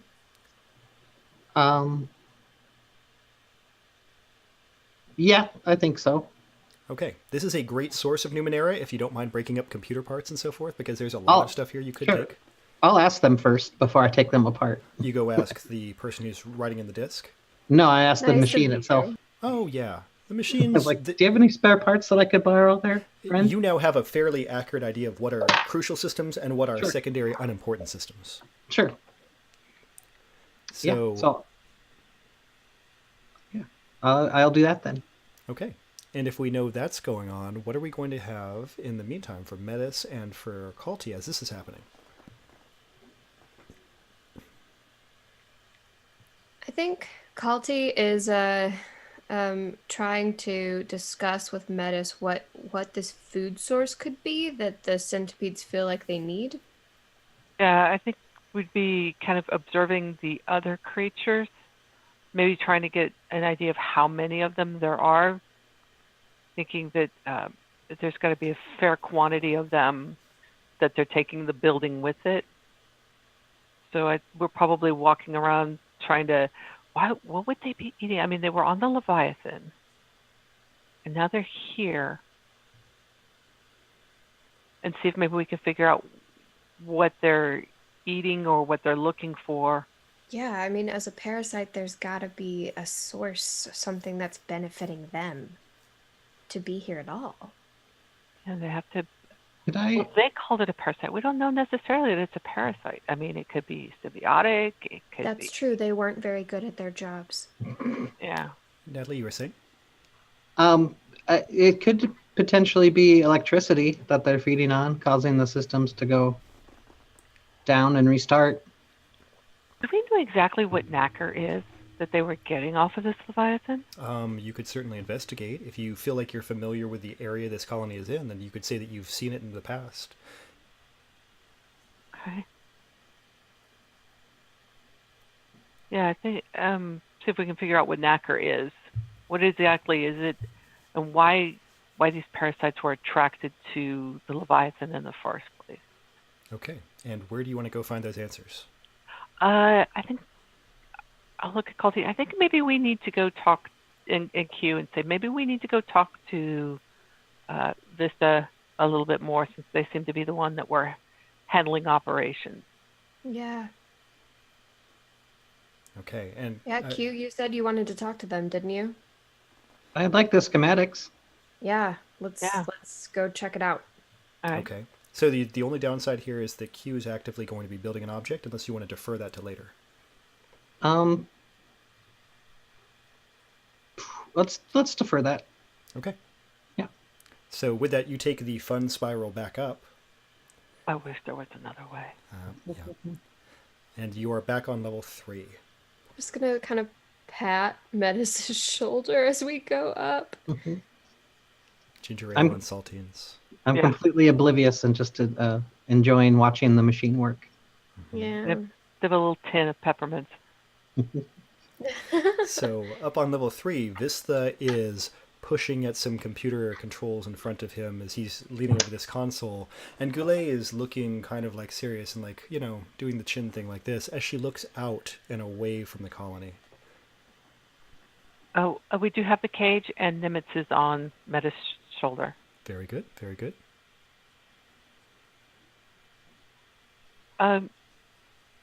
Vista, what is knacker? He's pushing some buttons. The knacker is it's a natural excretion of the Leviathan. It's a substance, it's a liquid, very sticky organic enzymes, and it hardens when you put it on something. Very durable. Metame is going, oh, okay. It's a pearl. It's trying to make pearl. Mm-hmm. Yep, it's pearl stuff. Yeah. The parasites, were they after the knacker? Where did you find them on the Leviathan? Where were they seen on the Leviathan? What? Look, I didn't see anything that the people who are on the Leviathan came back with. They have their opinions of how things went. Okay. So where are they? And didn't they file any reports? Do you not keep reports of incidences like this? My experience with people who work as freelancers like yourselves is they tend not to be very good at paperwork. There were 15 people here originally, and the 9 people who were non-essential personnel were evacuated, and they offered to escort them off the colony.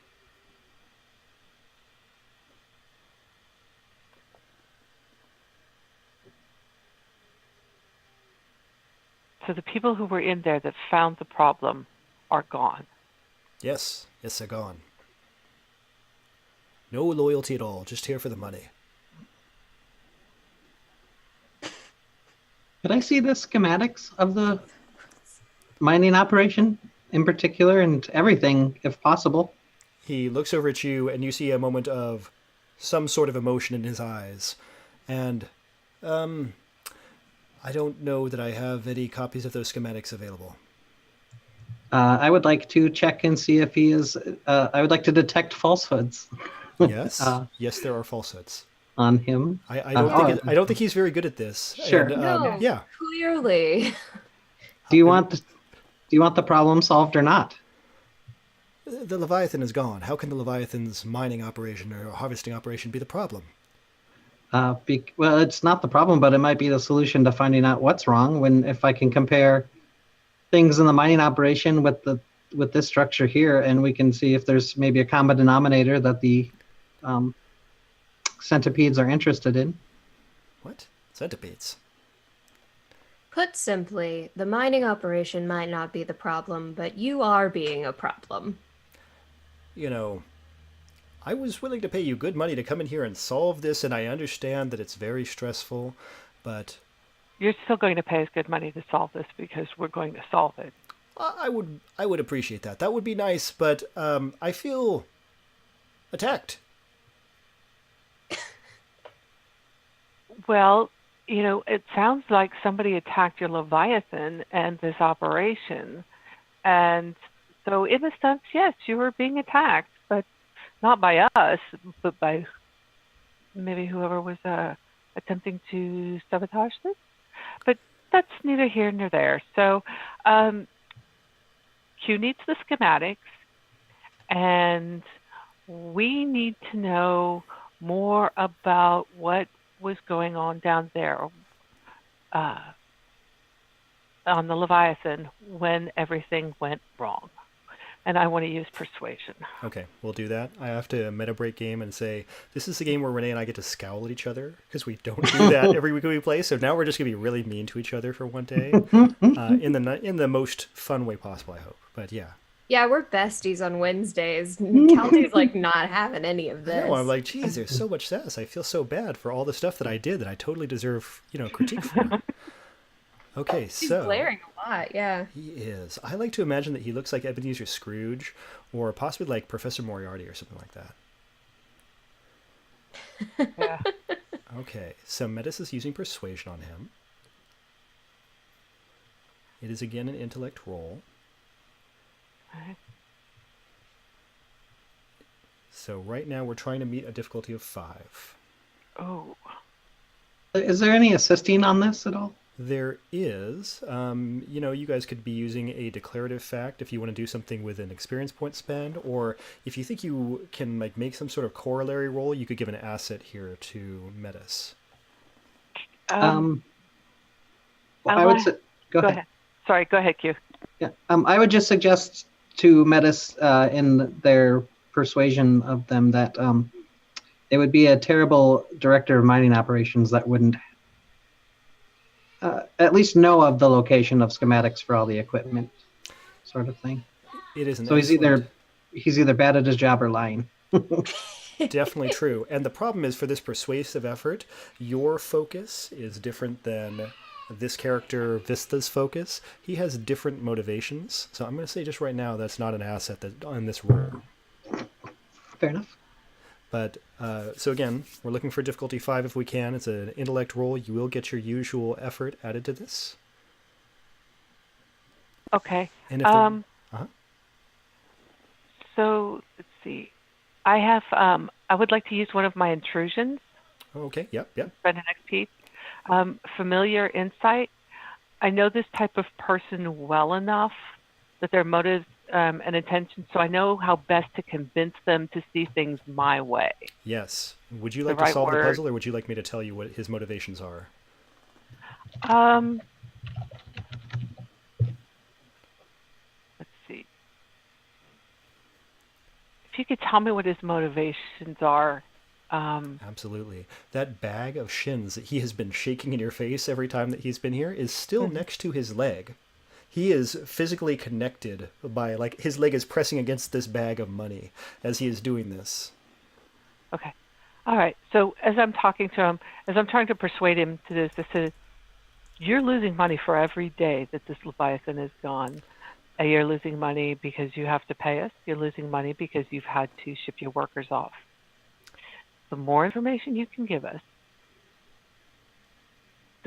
and help us by giving us the things that we asked for, such as the schematics for Q, the information that we're asking for, the more of this that we have, the more money you're going to save.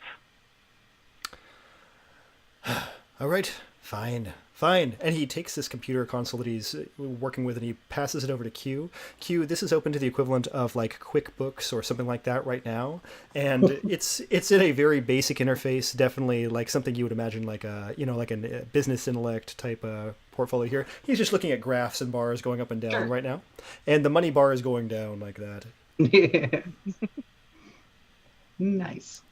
Yeah, I'll grab a hold of it and start digging into the schematics and try to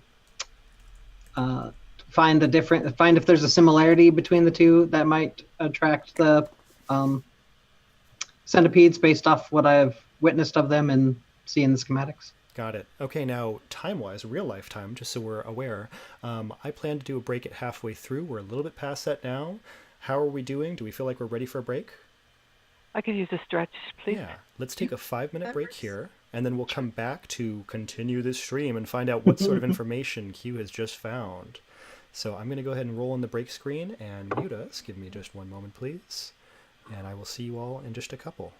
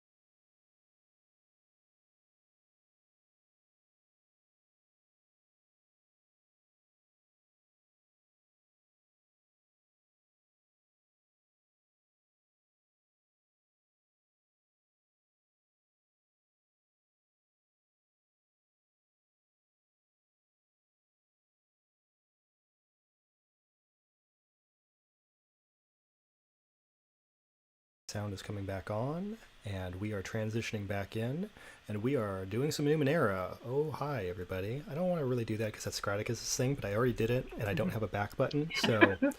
Mine is hi, hello, hail, and well met. I have actually listened to all the Fate and the Fable Maidens episodes, so I actually know that. So, yeah. And I got to hear Alice on there the other day, and that was crazy fun. Oh, she was so great. It was fantastic. My mom is actually listening to that episode right now and live texting me during this game. Is she? So, That's excellent. I also really liked your mom being on there. thank you. My mom is excellent. You guys have super fun guest stars, so that's really great. I recommend Natalie and Kat as future guest stars for your program. That would be so awesome. Yeah. I'm down. We're just totally just throwing Renee under the bus, giving her all this extra work to do. Hey, Yeah. we'll see what happens. Sure. I mean, podcasts are super easy to edit and take no time from anybody at all, so I should definitely recommend other people do that work. Yeah. Yeah, geez. Okay, so, yeah, and again, this stream thing that we're doing right now, this would not be happening if this was under my power, because I did everything wrong. I think pretty much that's pretty much fair at this point. Oh, No. No. No, I mean, it's actually true. Like, the last time I streamed Numenera, before this set of streams, I streamed for an hour and a half with no sound, except me. My players were all talking and having a game, but nobody could hear them. And Darcy Ross from Monty Cook Games actually called me on the phone to help me fix that. Didn't work. Fixed it this week. And then, in addition to that, Scraticus and Throck from Welcome to the Party, they are phenomenal individuals who have gotten everything going. Throck did every one of these graphics on the screen.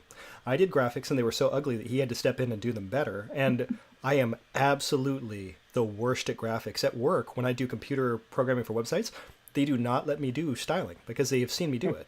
So they say, nope, don't, and they just have somebody else handle it. So, I mean, this is real life. Let's see. Thank you all for being here again. I think it's fair to say that a few times, so thank you, thank you, thank you. We are going to head forward into the story. So we have Q, who is looking at this computer console and is looking for the schematics of the Leviathan harvesting system. Yes. So you're there, you're doing that. The thing you're finding is that the Leviathan harnessing system is kind of a... What's the word I'm looking for? Darn, I'm getting an offer from somebody to do a donation giveaway, and I'm going to have to take a second and compose that, but I will do that later, because I can't do two things at one time. So what you're finding is this Leviathan harvesting system is not really very much of a harvesting system. It's really like a system that would constantly give somebody a very small cut. It's like an electrical discharge type thing, but it basically stimulates their body, the Leviathan's body, into thinking that it's constantly being slightly irritated, so that the pores that excrete nacre are continuously excreting nacre. This was a control node, and then there were a bunch of little floating irritants that would go through the body of the Leviathan and would cause irritation to happen. Yeah, she'll kind of... Well, I guess tut was the correct word. Yes, judgment is appropriate. Yes, when she finds it, and she'll say, so you have to mine this, do you have to harm the creature to mine this stuff? This is the first time that Metis and Kaltir can have any idea anything's going on at this point, right? That's the first utterance that goes with this. I'm sorry, what? Vista says, the creature's not being harmed. It's a perfectly normal reaction for the creature. It would be like giving somebody a paper cut at regular intervals is essentially what you're doing. So you're not... That's the worst kind of thing. It's a very large creature, and it's a very small device. It would be like if you had like a splinter under your finger, just a tiny little one that you couldn't get out. That's all. Yes, constantly irritated. Multiple Let's times. try that with you. Look, the being was not hurt by it. It's a very large creature. By definition of what's going on here from the schematics, that's exactly what was going on. The creature was being hurt. I see why they didn't want to give the schematics now. Yes. Look, you can judge me all you want. I'm still willing to pay you to fix the problem, and this is an old problem. We're not using the system anymore. There's no Leviathan around. Then why not just evacuate everybody off the building and leave? Cut your losses. We want the building. Well, I mean, the machines don't deserve to die. Yes. Fair point. I nod at Q, and then when he says something, I just glare at him again. It is fair. This is just, if this gentleman, I can just feel the claws from Nimitz digging into my shoulders, and Nimitz kind of like, that growl that cats do. So at this point, Goulet, the lady who is in charge of the civilian colonies, walked up behind Vista and puts a hand gently on his forehead, and pushes him back behind her, kind of forcefully. He's older and has that one prosthetic leg, so he like half stumbles back and says, "I'm really sorry that you have to deal with this. I was not aware of how the harvesting was taking place. This operation has been going on for about 8 years. I've only been here for the last 2. And we very much need whatever help we can to secure this colony. If we need to send people out and have them live somewhere else, we can do that. But many people expected this to be their livelihoods that they've trained for."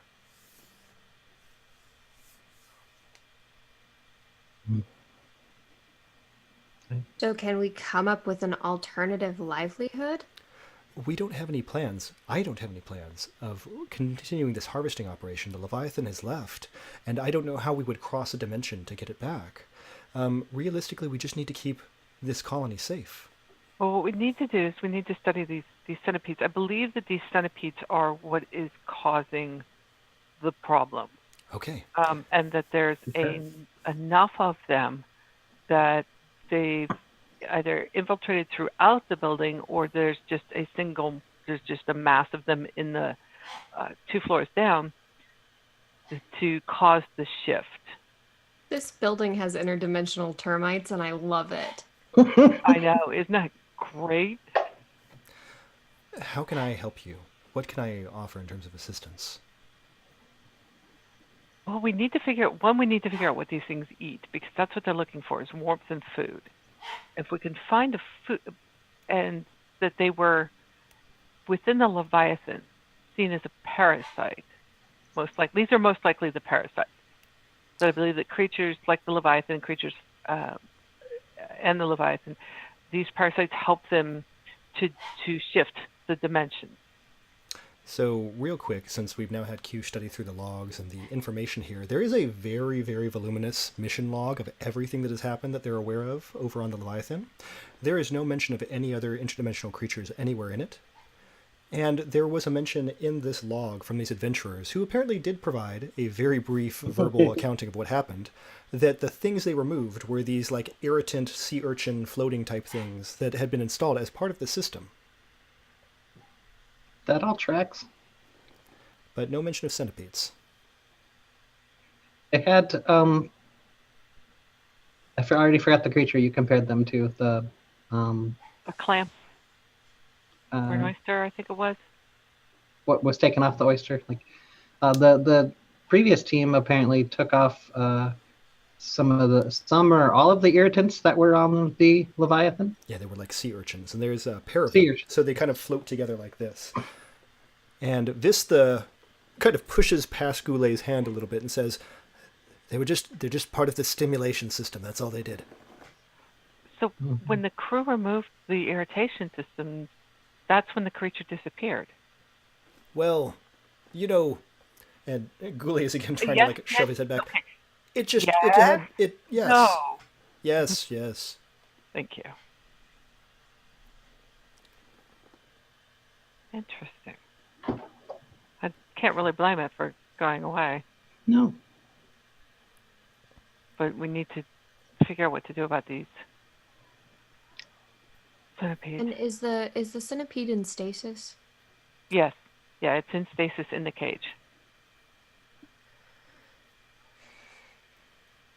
If I get access to some parts, I could make a scanner to help determine the biological facts of the centipedes. Goulet says, if you're looking for a biological scanner for the creature, I don't think we have anything like that here. But if you need to scan for dimensional energies, And Vista is like putting both hands over his pocket, and Goulet goes over and takes out of his pocket, like a dowsing rod type wand like this. Vista just purchased this last week in order to try to track down the source of the problem. Ah, Well, that'll that be would come in very handy, Vista. Thank you. Yes, well, that way we can get back to normal operations. I do actually give a nod to Goulet.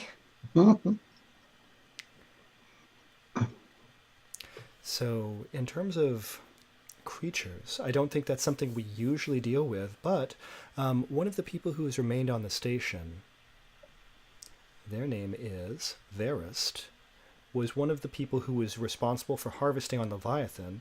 They might be familiar with what had gone on. I think we need to talk to them next. Yes. They would be on the level just below this. Is there another way down? Are there we just- stairs? No. But Okay. if you were to descend in the corridor, it does. You could fall physically, and you would be fine because it would stop you. There is a gravity system. I think free fall sounds lovely. Thank you. And that is exactly how medicine is going to go down, is in free fall for a floor. If you're sure. Does anybody else want to fall in the gravity well? No, I'll take the No. regular way. Yeah, Thank you. I'll just take the elevator. That's fine. That's fine.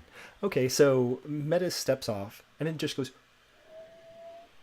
And it's very slow. They actually beat you on the roundabout circular platform, but you just touch down, and your feet can skip lightly out onto the floor. Oh, much better. So you're all now on floor 2, and there are several doors that are kind of arranged. This is like a circular area, but all the doors look like ship port doors.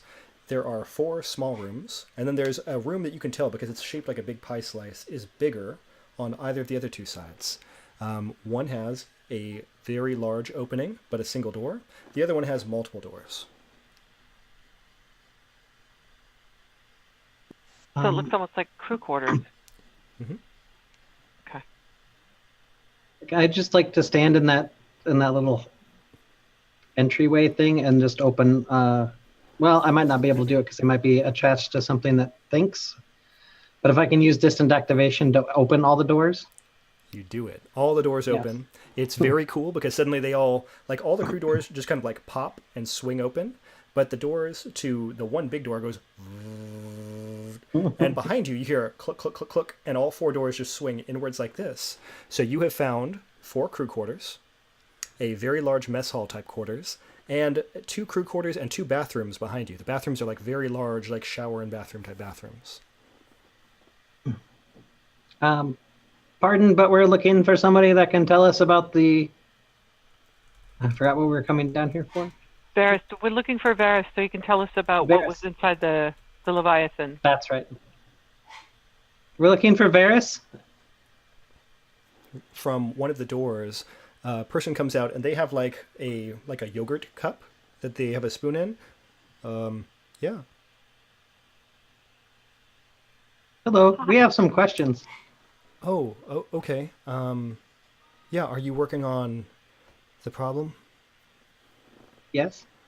Okay, yeah. How can I help?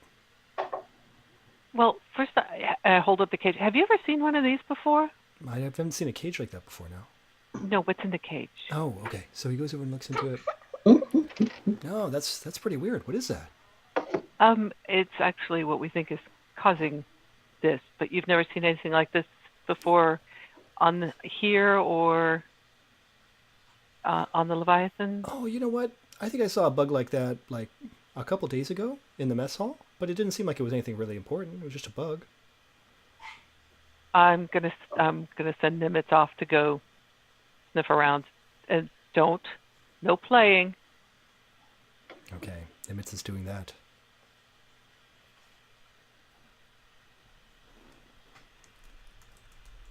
So, you think bugs are making the building disappear? Yeah. Yes. You Wow. have multi-dimensional termites. Oh, oh, wow. Okay. Um, but you never saw these in the Leviathan. I don't know. We wear a lot of protective clothing, and that's hard to really see a lot of stuff in. Okay.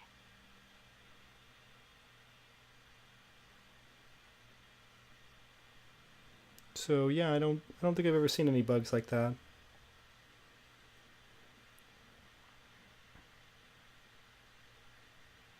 All right. I'm sorry. I'm trying to remember anything else. Yep, and I'm happy to echo back anything you need me to.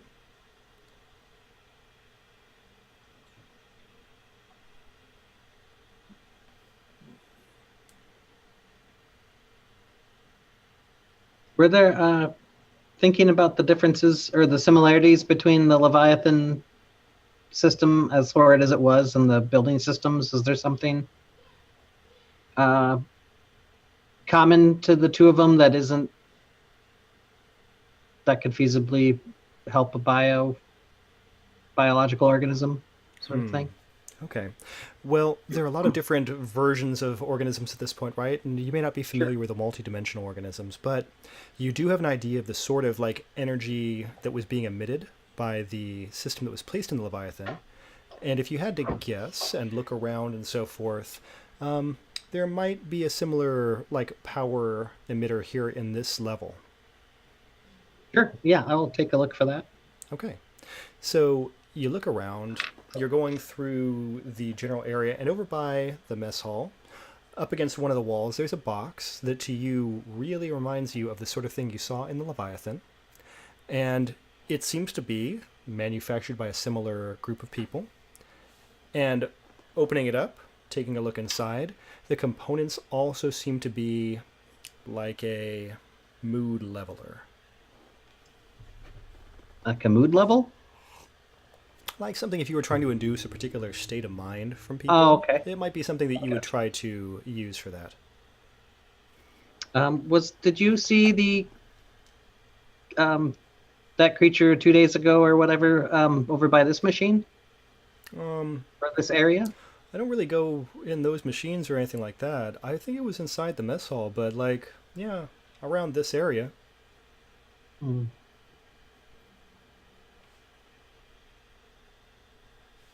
I don't know how much stock to put in it right now, but I'm noticing some sort of connection between this sort of mood enhancing or altering um, device, and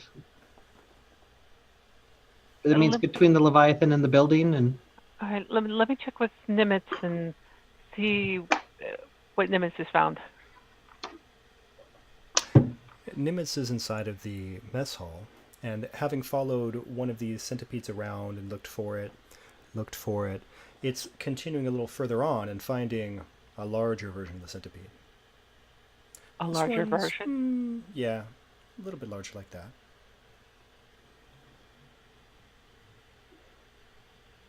Uh, hmm.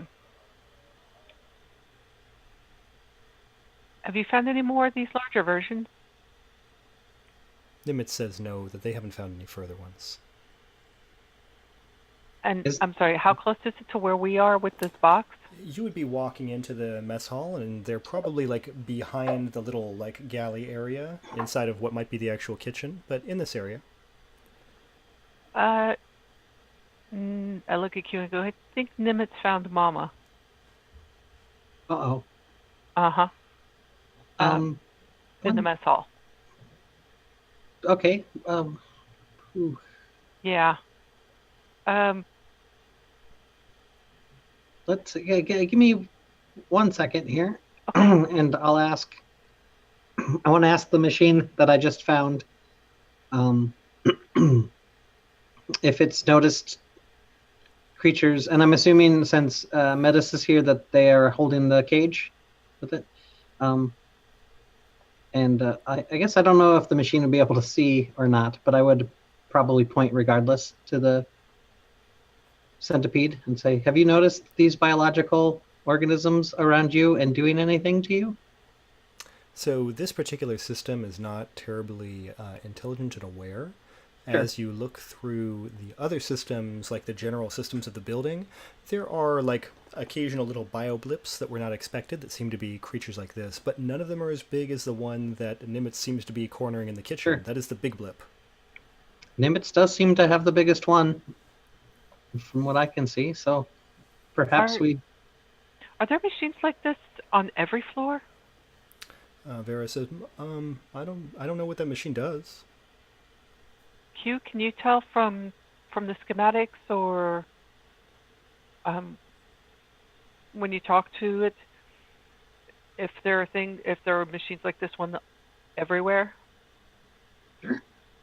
or if this is just the one?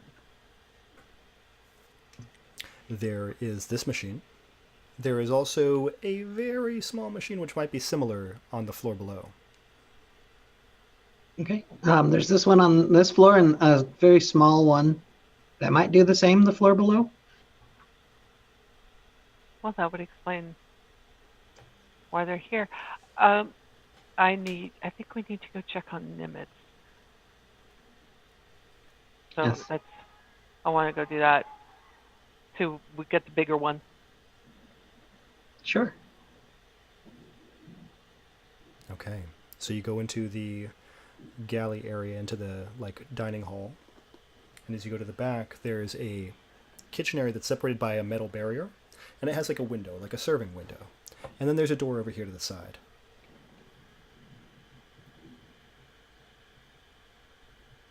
Does this thing seem hostile? Does it seem hostile? Well, to Nimitz, you've told Nimitz not to paw at it, so it's not pawing at it, but the thing is larger. It is, again, foot-long sandwich size versus, fun-size candy bar size. Mhm.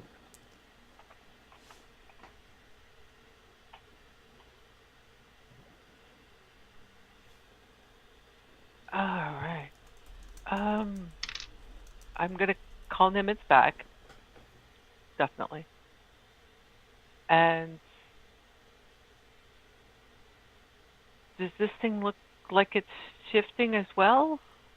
Well, Nimitz didn't paw at it, so Nimitz didn't see it shift just now. Yeah. I can't imagine it doesn't have that ability. Right. Thing is, this if you said it's feeding off the energy put off by that machine. I don't know for sure, but it seems to be this type of machine is a common denominator between the two at the very least.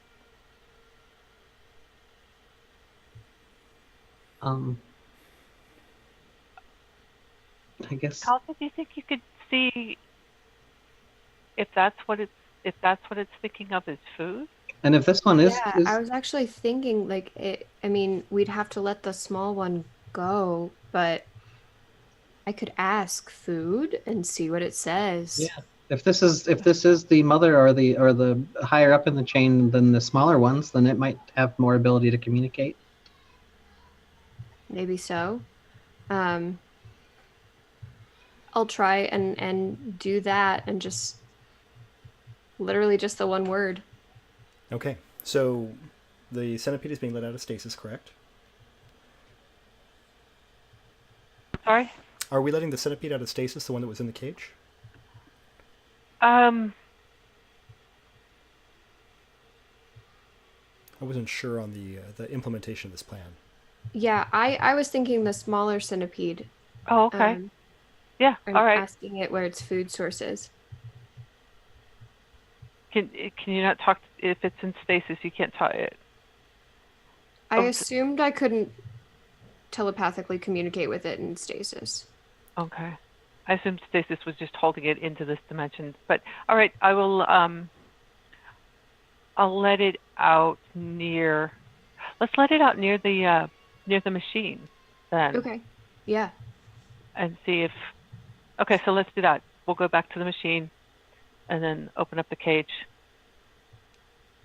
Okay. The centipede is near there. So you've opened up the cage, you've got the centipede. Who has the centipede and in what method? Food? Mm-hmm. Mm-hmm. I've just got the cage. I'll, I've got two. I carry light tools with me. I have a pack of light tools, Hmm. so I'm sure I have some type of tongs You or do have tongs, yeah. yep, tongs. I have the same So thing. There's small tongs in there. I will grab the centipede with the tongs out of the cage and Uh-huh. hold it Okay. near the machine, Sounds and good. then let Kelsey do their thing.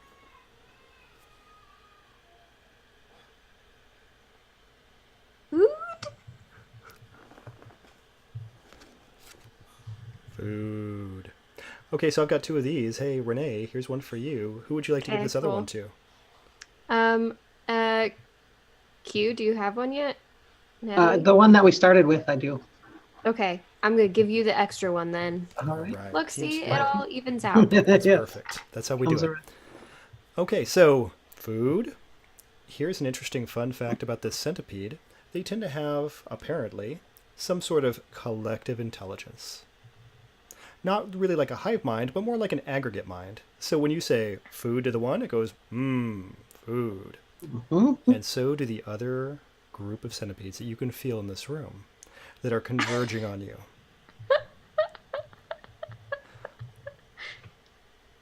Here's an Oh, additional fun fact. These beings seem to physically conglomerate. So as they connect and come closer, they just kind of aggregate and become larger and larger.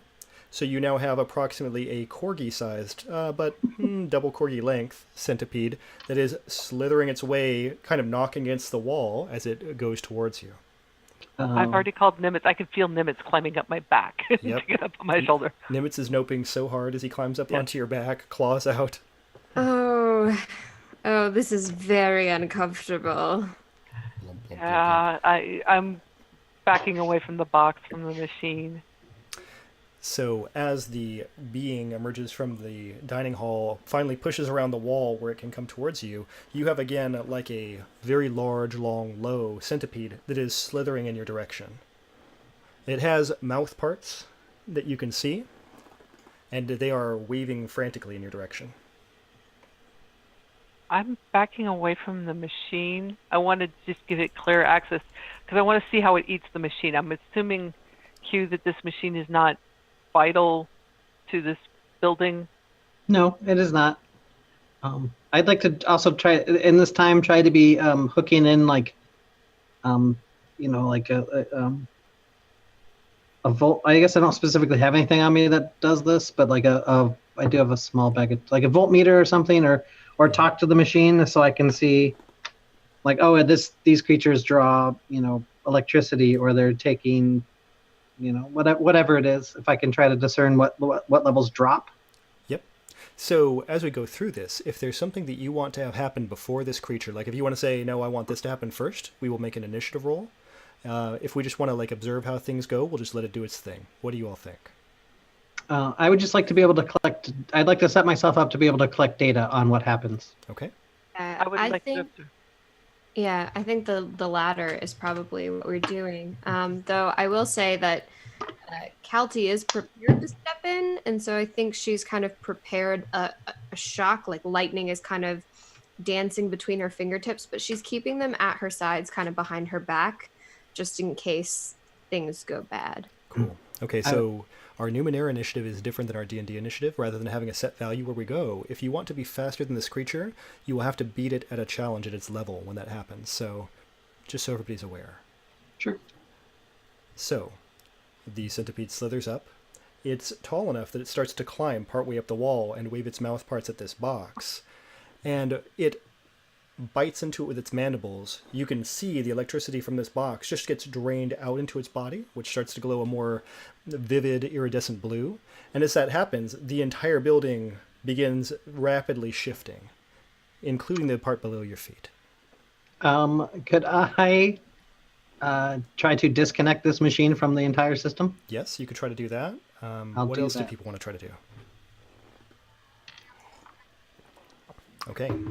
I have. Go ahead. I want to touch the machine. Yes. Yes. Why wouldn't you want to touch the machine? That sounds good. Okay. Right, but I have like a lot of electricity coursing through my hands right now, and I could try and touch the centipede, or I could touch the machine and try to send the volt all the way through the system. So your goal is to amplify the amount of electricity in the system. Yes, by a Excellent. lot. Yes, no problem. I am on board for that. And Kat? The flex skill that I took for today was identify. Mm-hmm. I want to try and identify the if this is if it needs to constantly feed with this machine, that type of thing. I mean, once this machine is disconnected from the building, is it trying to feed off the electricity, or is it trying to feed off whatever its energy is that it's putting out as a mood control? Okay, got it. So let's go through and everybody can figure their roles out accordingly. So, Natalie, your role is a difficulty 3 intellect role. It's relating to machines, so you could use engineering on it. So you really only need to roll a 2. Renee, for you, if you want to charge this machine, you do that. I believe you have to spend points for charge, but that's an ability you have. Yes, yeah. Good. And then for Kat, if you want to identify what's going to happen with this creature as it processes electricity, I'd say you have to understand the machinery, like the inner workings of this creature, which starts at a 5, and you can talk me down from there. Okay. Well, I already am familiar with multidimensional creatures. Yep, there's a 4. I let's see. I know how to salvage Numenera, so I would.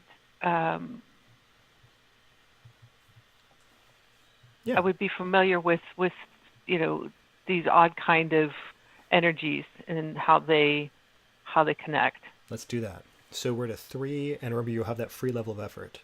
So Right. whenever you all are ready, feel free to roll on your appropriate challenge. Excellent. Good stuff, good stuff. So you guys both met your goals. And Renee, did you have to make a roll for charge? I don't know. I spend my intellect point per level of the device. Okay, the device is level 3. Okay.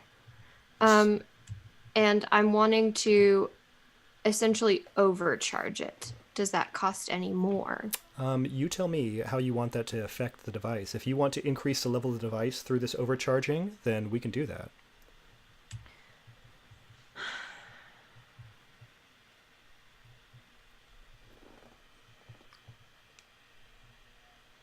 Yeah, I think I want to because I want to see what giving too much electricity to this creature would do. And I don't think that meeting just the regular level for the machine will actually do that.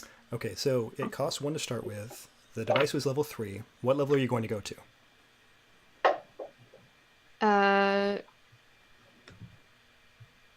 I think I'm just going to go to 4 for now. Okay, so right now you have to spend 5 points. Do you have an intellect edge? I do. So you're at 4 points you've got to spend. Okay. Okay, so this system is getting charged up. Let's go through and kind of answer everybody's questions. Natalie, what was your question for Q regarding this device? You wanted to just disconnect it from the base? Right, from the rest of the grid. Right. So are you trying to disable its energy and just let Calty be its power source now? Sure. Done. That was easy for you. That's all set. Okay, and Kat, you wanted to know what's going to happen when this creature absorbs all this energy? Right. Is it absorbing the electricity, or is it absorbing whatever special energy this thing is putting out as a mood controller? Yeah, so that's a good question. It seems to be absorbing mostly the energy, but it is attracted to that mood controlling vibe that's being put out, that frequency. The other thing is you're starting to think that this is a creature that divides when it gets too much energy. I'm going to mention that quickly.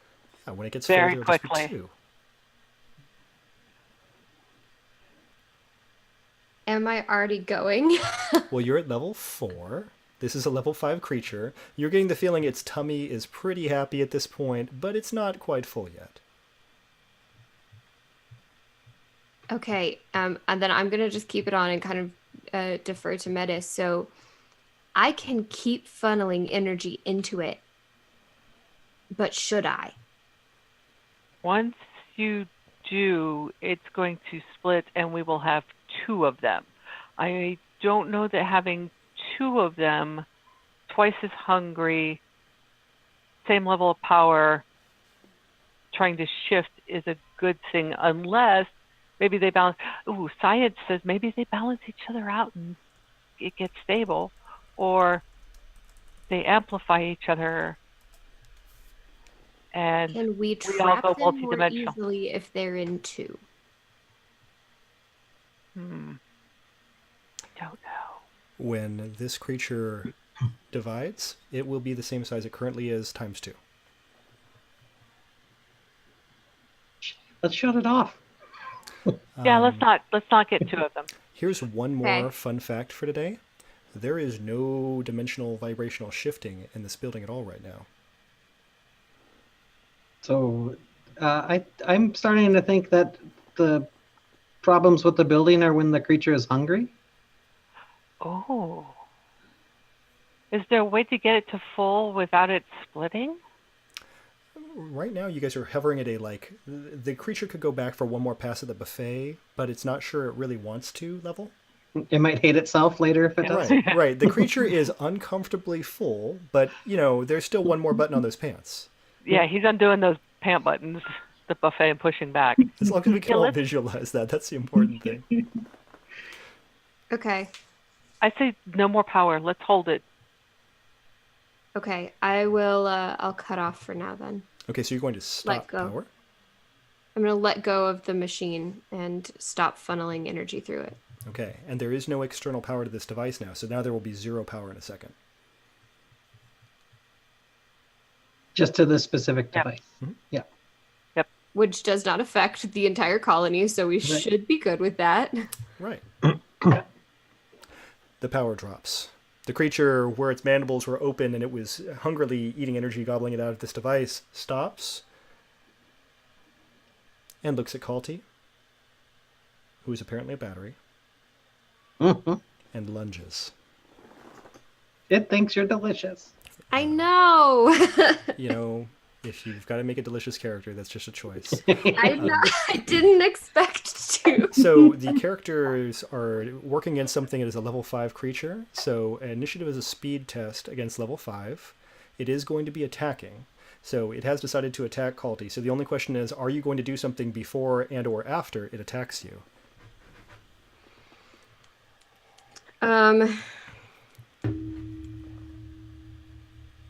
I was gonna try and see if I could dodge out of the way gracefully. Yep, that is a speed defense test.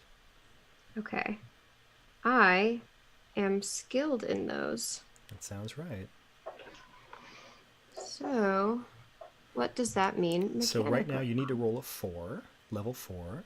And if you have anything like you want to spend speed effort on it, you can do that as well. I'm gonna try and just go for it right now. Okay, and we are at the last 15 minutes of the stream, so no worries. Mhm. Ooh, look at that. Would you like to describe how you avoid this gnashing mouth of this creature? Yeah, so this is this is what I can do. I can act.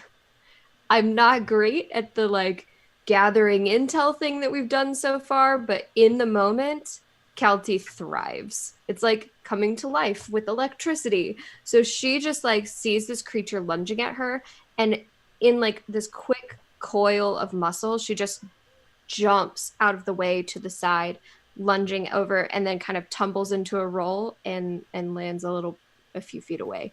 The creature does kind of a sinuous turn and starts flexing mouth parts at you again. Who else would like to take action at this point? I would like to, but I'm just going to talk, I guess. Okay. And I would like to say, Kalti, tell it we can make it an endless buffet of food. Okay, so we know that's ready. And then Kat, do you have anything you want to do right now? I have my buzzer out, and if this thing moves to attack again, I will shoot. Okay. So, Kalti, how do you want to deal with that interaction with the giant worm creature? Yeah, I think I'm gonna do the we and like has it given any indication that it can like travel through other means than like moving along a surface besides like the interdimensional shift? So far, you've seen it scuttle. It did not manage to go through the wall originally to go get you. So you do know that supposedly these things can interdimensionally shift, but they don't seem exceptionally mobile. Okay. Um, I'll try this first and be like, we can help feed you. We can feed you. It goes at you. It seems hungry. Hungry is definitely coming across. I'm whispering to Q. How are you going to get it to its source? What are you going to do with this? I think we can bait it with the mood enhancing functions. Can I whisper to y'all too? Can I hear this happening? So how are we going to set that up? You wanted to wait until we get a machine made for it? I mean, if we can communicate that. I don't know if we can, but I have a teleporter.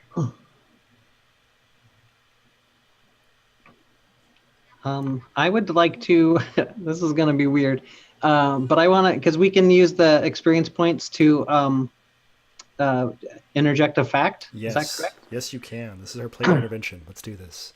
I would like to have that happen and have there be, this is why it's going to be weird, but have the creature defecate and have it be something valuable like cobalt or something.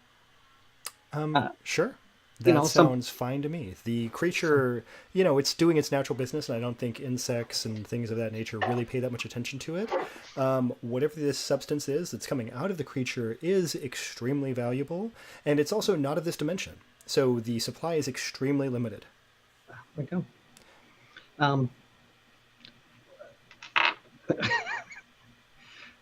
And the reason I did that, I guess, is because that's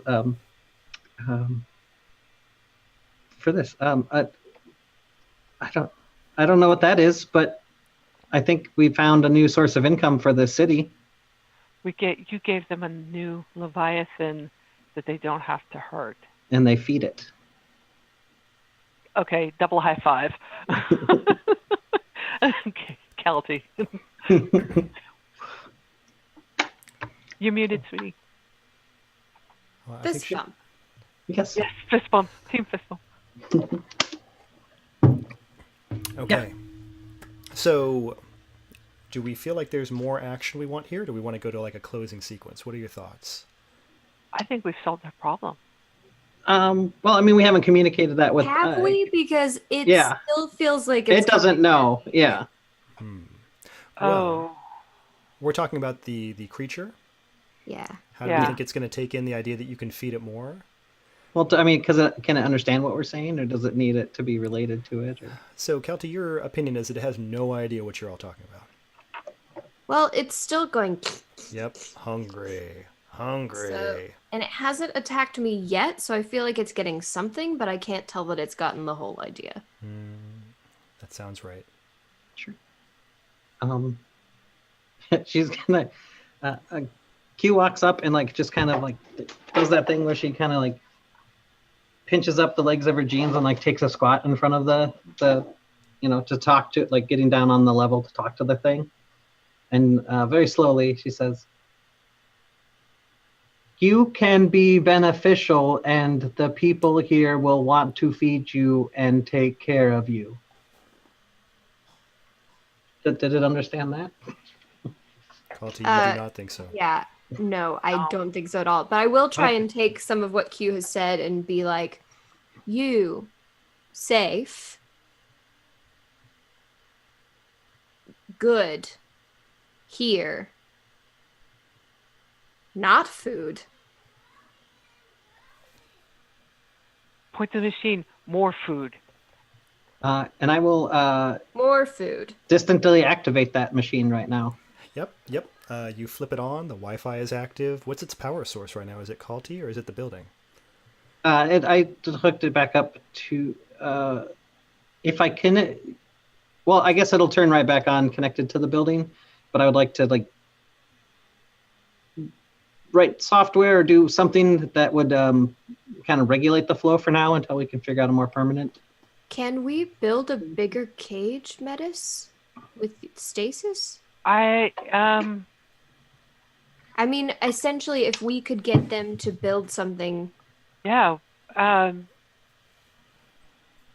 Yes, that's that might be possible. Okay, can someone go get one of our contacts here? And in the meantime, we will keep this. Yeah, you two keep this thing occupied. I'm gonna go talk to Varys and Voulet, and Cool. I'll get the arrangement set up. Cool. Excellent. Is there any of its poop around? Yes. Any poo? I'm gonna Yes. scoop up some poo to take with me. Okay. Now, all this is working out fine, and the creature is happily devouring energy and so forth. I have one piece of bad news for Metis. You do have to go on the disc on the way up. Yeah. All right. So Vista is there back in his QuickBooks, and Goulet is pacing back and forth near the walkway. I'm gonna take the poo in my hand and toss it at Vista. And it goes against his head and into his hands, and he goes, where did you get this? It seems that the little centipedes that we showed you, the phase, okay.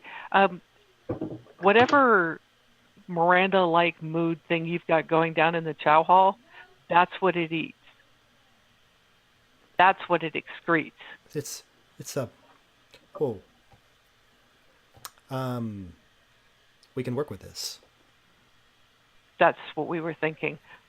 So, maybe some type of container, a nice place for it to live, a nice place for it to live, and one of those little mood machines that it can, with a steady supply of food. Because when it gets hungry, things start to vibrate. Okay, yes. As long as you keep it nice and full, but not too full, because too full, you don't want to know what happens when it gets too full. Okay, all right. Because Yes. Vista's just greedy enough that he would just, so we don't want to get this thing too full. So just keep it right where it's at. You get that, and you're good to go. And there's a lot more of this. That's what it poops. So if you feed it, that's what you're going to get. Amazing. Yes, definitely we can work with this. And he takes the big sack of shins and like puts it up on the table and just goes, and there's like shins spilling out all over the place. Okay, thank you. Thank you. Gather up the shins. Currently, my friends are down there keeping it happy. So you might want to get somebody working on that nice environment for it to live in right Yes. away. Yes, we'll do that. Because right now your mess hall's off limits. It's all right. There's not that many people here. It's fine. Okay. I take the shins and I go, see ya. Okay. Go back down and Okay. If you can imagine a Scrooge McDuck-like scene of happiness as he throws poop into the air and jumps and dances around in a little bit of a jig, that's probably happening behind you. You can't confirm this because you've closed your eyes for this twisting, spiraling ride, but there's that. all right, guys. They're Okay. gonna just let it feed as long as it has a constant supply so it doesn't overfeed. They're good to go. We've been paid. Okay, so my precautions that I'm going to do, kind of to wrap this up, is I'm going to use my other ciphers, because why not? And use the gravity nullifying spray to make sure that right now it can't travel anywhere else. Like if it's holding on to the box, it can hold on to that, but it can't come after me anymore right now. So you have a floating giant centipede in the air, like gently chewing on this energy flow. Yes. Yes. And then I'm going to set up the teleporter to get it into the cage when that is prepared. Okay. And so Calty's going to see this through. Sure, no problem. 'Cause I will use my self-preservation. machine control implant to take control of the mood machine until they can get a new separate source set up for it, where it's not, so that they can move it out of this building. Sure. So I can keep it going while this thing is eating off of it until they get an isolated portable system, or however they're going to do this Okay, no for the problem. creature. How about for Q? What does Q want to have happen? I'm pretty much the same exact as Cult. It just, wants a happy resolution for all the creatures involved and thinks that there's been one found. So we'll happily, freely share her engineering ideas and how she would build an enclosure based off what she's seen, and dig right in and not even think about asking for any money for doing it. She likes helping the machines and the community out. That sounds good. That sounds real good. So should we kind of like narrate our closing scene here in terms of what happens? So the ice cream cone colony has stopped fluctuating through dimensional space. You haven't seen any more rifts. Everything has stayed very stable. As far as you can tell, even the tiny centipedes that were on the lower level have been absorbed or disappeared when this larger one was put together. So that seems to all be solved. Q, how does this enclosure look? It's I would have asked Kalti to talk to it about like what its usual habitat is like, and sort of push engineering in that direction. Like Warm. Home? warm. Home. Mhm. So just I guess so Q would mostly be working on how to make those directives real, and as she knows that it's going to help if it's really efficient cost-wise, so kind of focus on that, like make it nice and profitable for the guy so he doesn't try to screw with it and hurt it to make it produce more or something. Okay. That seems to be well affected, and the only downside for this community is the area for the enclosure is rather large. It takes up half of their former mess hall space. So that's about They the can worst use all part. the money to build a new mess hall. There you Yeah, go. seriously, that's not a big downside. That's all I got for you guys. They can deal. Yeah. Okay, Kalti, what do you want to see happen? Yeah, so I kind of want to see it through and make sure that it doesn't eat me this whole time, but also just kind of, keep communicating with it, make sure that it's okay and that it understands that this is a good, safe place. And I think oh gosh, what's his name? This I was gonna call him Varys, and that's not the no, but whatever. Anyway, Vista, I'm gonna kind of pull aside and be like, I will be back. Okay, but I've already paid you. I know, but I'm going to make sure that there is no harm coming to this creature. Seems happy. I know, there's no reason for there to be harm to this creature, isn't there? I mean, it eats and it poops. It's great. Yeah, I'll be back. And I think when she does that, there's like a little bit of a spark that comes out of her finger, and she's just like, and then she walks away looking as intimidating as possible. Metis will actually come up behind Kalti and just have a hand on her shoulder and be doing the reinforcing of and then I can use Intimidate to, my Intimidate skill to make sure that this creature's taken care of. It is effective. He is cowed. So, And then as we walk away, I'll kind of turn to Metis and say, okay, we do need to plan a time to come back. I am serious about that. Oh, well, yeah. Cool. It's actually kind of cute. Yeah, when it's not trying to eat you, it is. Yeah. there we go. What does Metis want to see happen? So Metis has pulled out the machine control implant, and it splits up between the mood machine, and part of it attaches to them and their thoughts. So as Culty is monitoring how this creature is feeling and finding just that right level of I feel full, but I'm not overly full, I'm not hungry, that's how they're controlling the machine to put out. That's how much they're putting out to respond to that.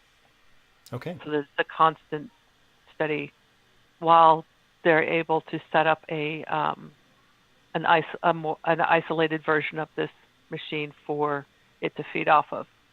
Good stuff. Okay, so that is all successful, and this colony seems both happy and not disappearing. So I would consider that a win for Team Fist Bump. Thank you all for coming out and playing this game today. It's great. You all are amazing. It is a fantastic time. And I mean, just really, this is a big thing for me to try to do a charity drive. I've never done this before. You guys have all made this super simple for me, which I very much appreciate. Pardon me. And I'm hoping that we're going to raise some money. I've already heard from the people who are counting receipts that we have done some, and that's great. I have no idea how much, but I just appreciate the sentiment. So I'm not trying to make that sound like it's a bigger push than it is. It is California's most expensive and costly in terms of both money and lives forest fire in history now. So I don't know if it's actually a forest fire. I may have said fire, and not, you get the idea. But, wildfire. Yeah, wildfire. Thank you. Appreciate it. So with that, I would like to go around and give everybody a chance to say anything they'd like to about themselves. And Natalie, would you like to start? Yeah. I'm Natalie, also known as Dark Aardvark, Dark_Aardvark on Twitter and some other places, as I am here. Just out there playing and stream games, working on, helping making gaming and by extension the world more inclusive and accessible. That's why I fall in with places like the Scraticus Academy and the other you and every player here and all that stuff. It's fun, get to help a good cause, and why not take the time to do that? That's excellent. Thank you. I do want to point out something else because I know that we have a variety of channels that we're all on. I do not have anything set up for shoutouts. So if you're used to having any links in chat, if you want to put anything in there, you are of course welcome to. I did not do that for you. Let's see. Kat, do you want to go next? Sure.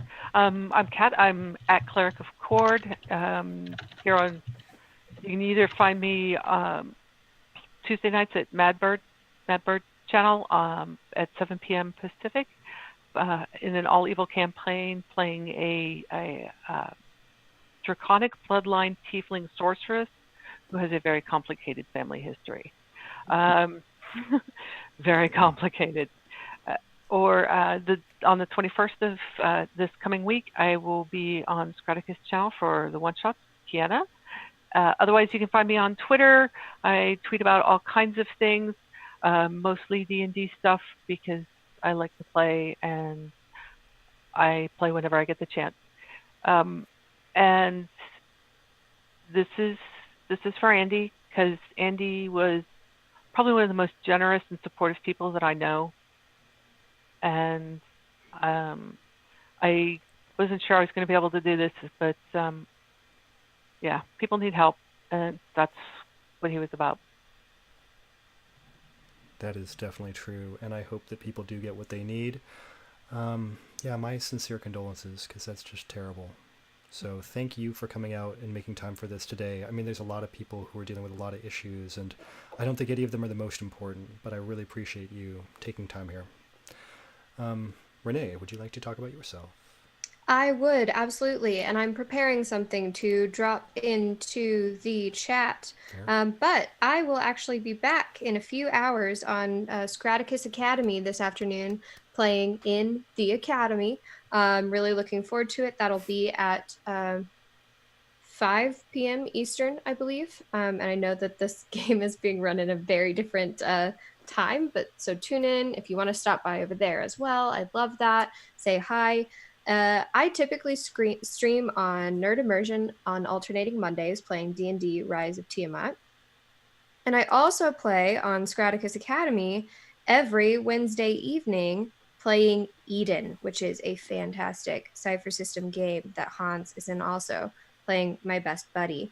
And we get into a lot of trouble, and right now we are in a real lot of trouble, and it is very, very stressful, but very, very fun. I can be found at RayDNR on Twitter or raydn.com. I also have my podcast, which is a D&D all-women family-friendly podcast called Fate and the Fable Maidens. And we can be found at Fate FM Cast on social media or at fatefmcast.com. And we actually just found out yesterday that we are finalists for the Discover Pods Awards in the family-friendly kids and family category. So if you have a spare second and you enjoy the show or are interested in checking it out, if you could go and vote for us in that, we would be very appreciative. So a lot of exciting things are happening. And let me know if you need any work done. Hit me up on Twitter. I'm there pretty often. Yeah, so we have had nothing but great players for every single session that we're doing. I am very biased against this group because they're all people that I very much enjoy, so thank you all for being here. We have about 10 minutes before the next session starts. I'm going to need that to take a break and to get those people rolling, so I'm going to go ahead and put the channel on the break screen now. Thank you all for watching with us. We very, very much appreciate it. Bye. I'll see you back at 3. Oh yeah, Cleric Accord is a crazy person doing 2 streams in one day like this, just like Renee. It's crazy. But thank you guys very much, and I'm going to just pop this onto the break screen, and then we'll go silent for a little bit. Says the one just streaming constantly right now. I'm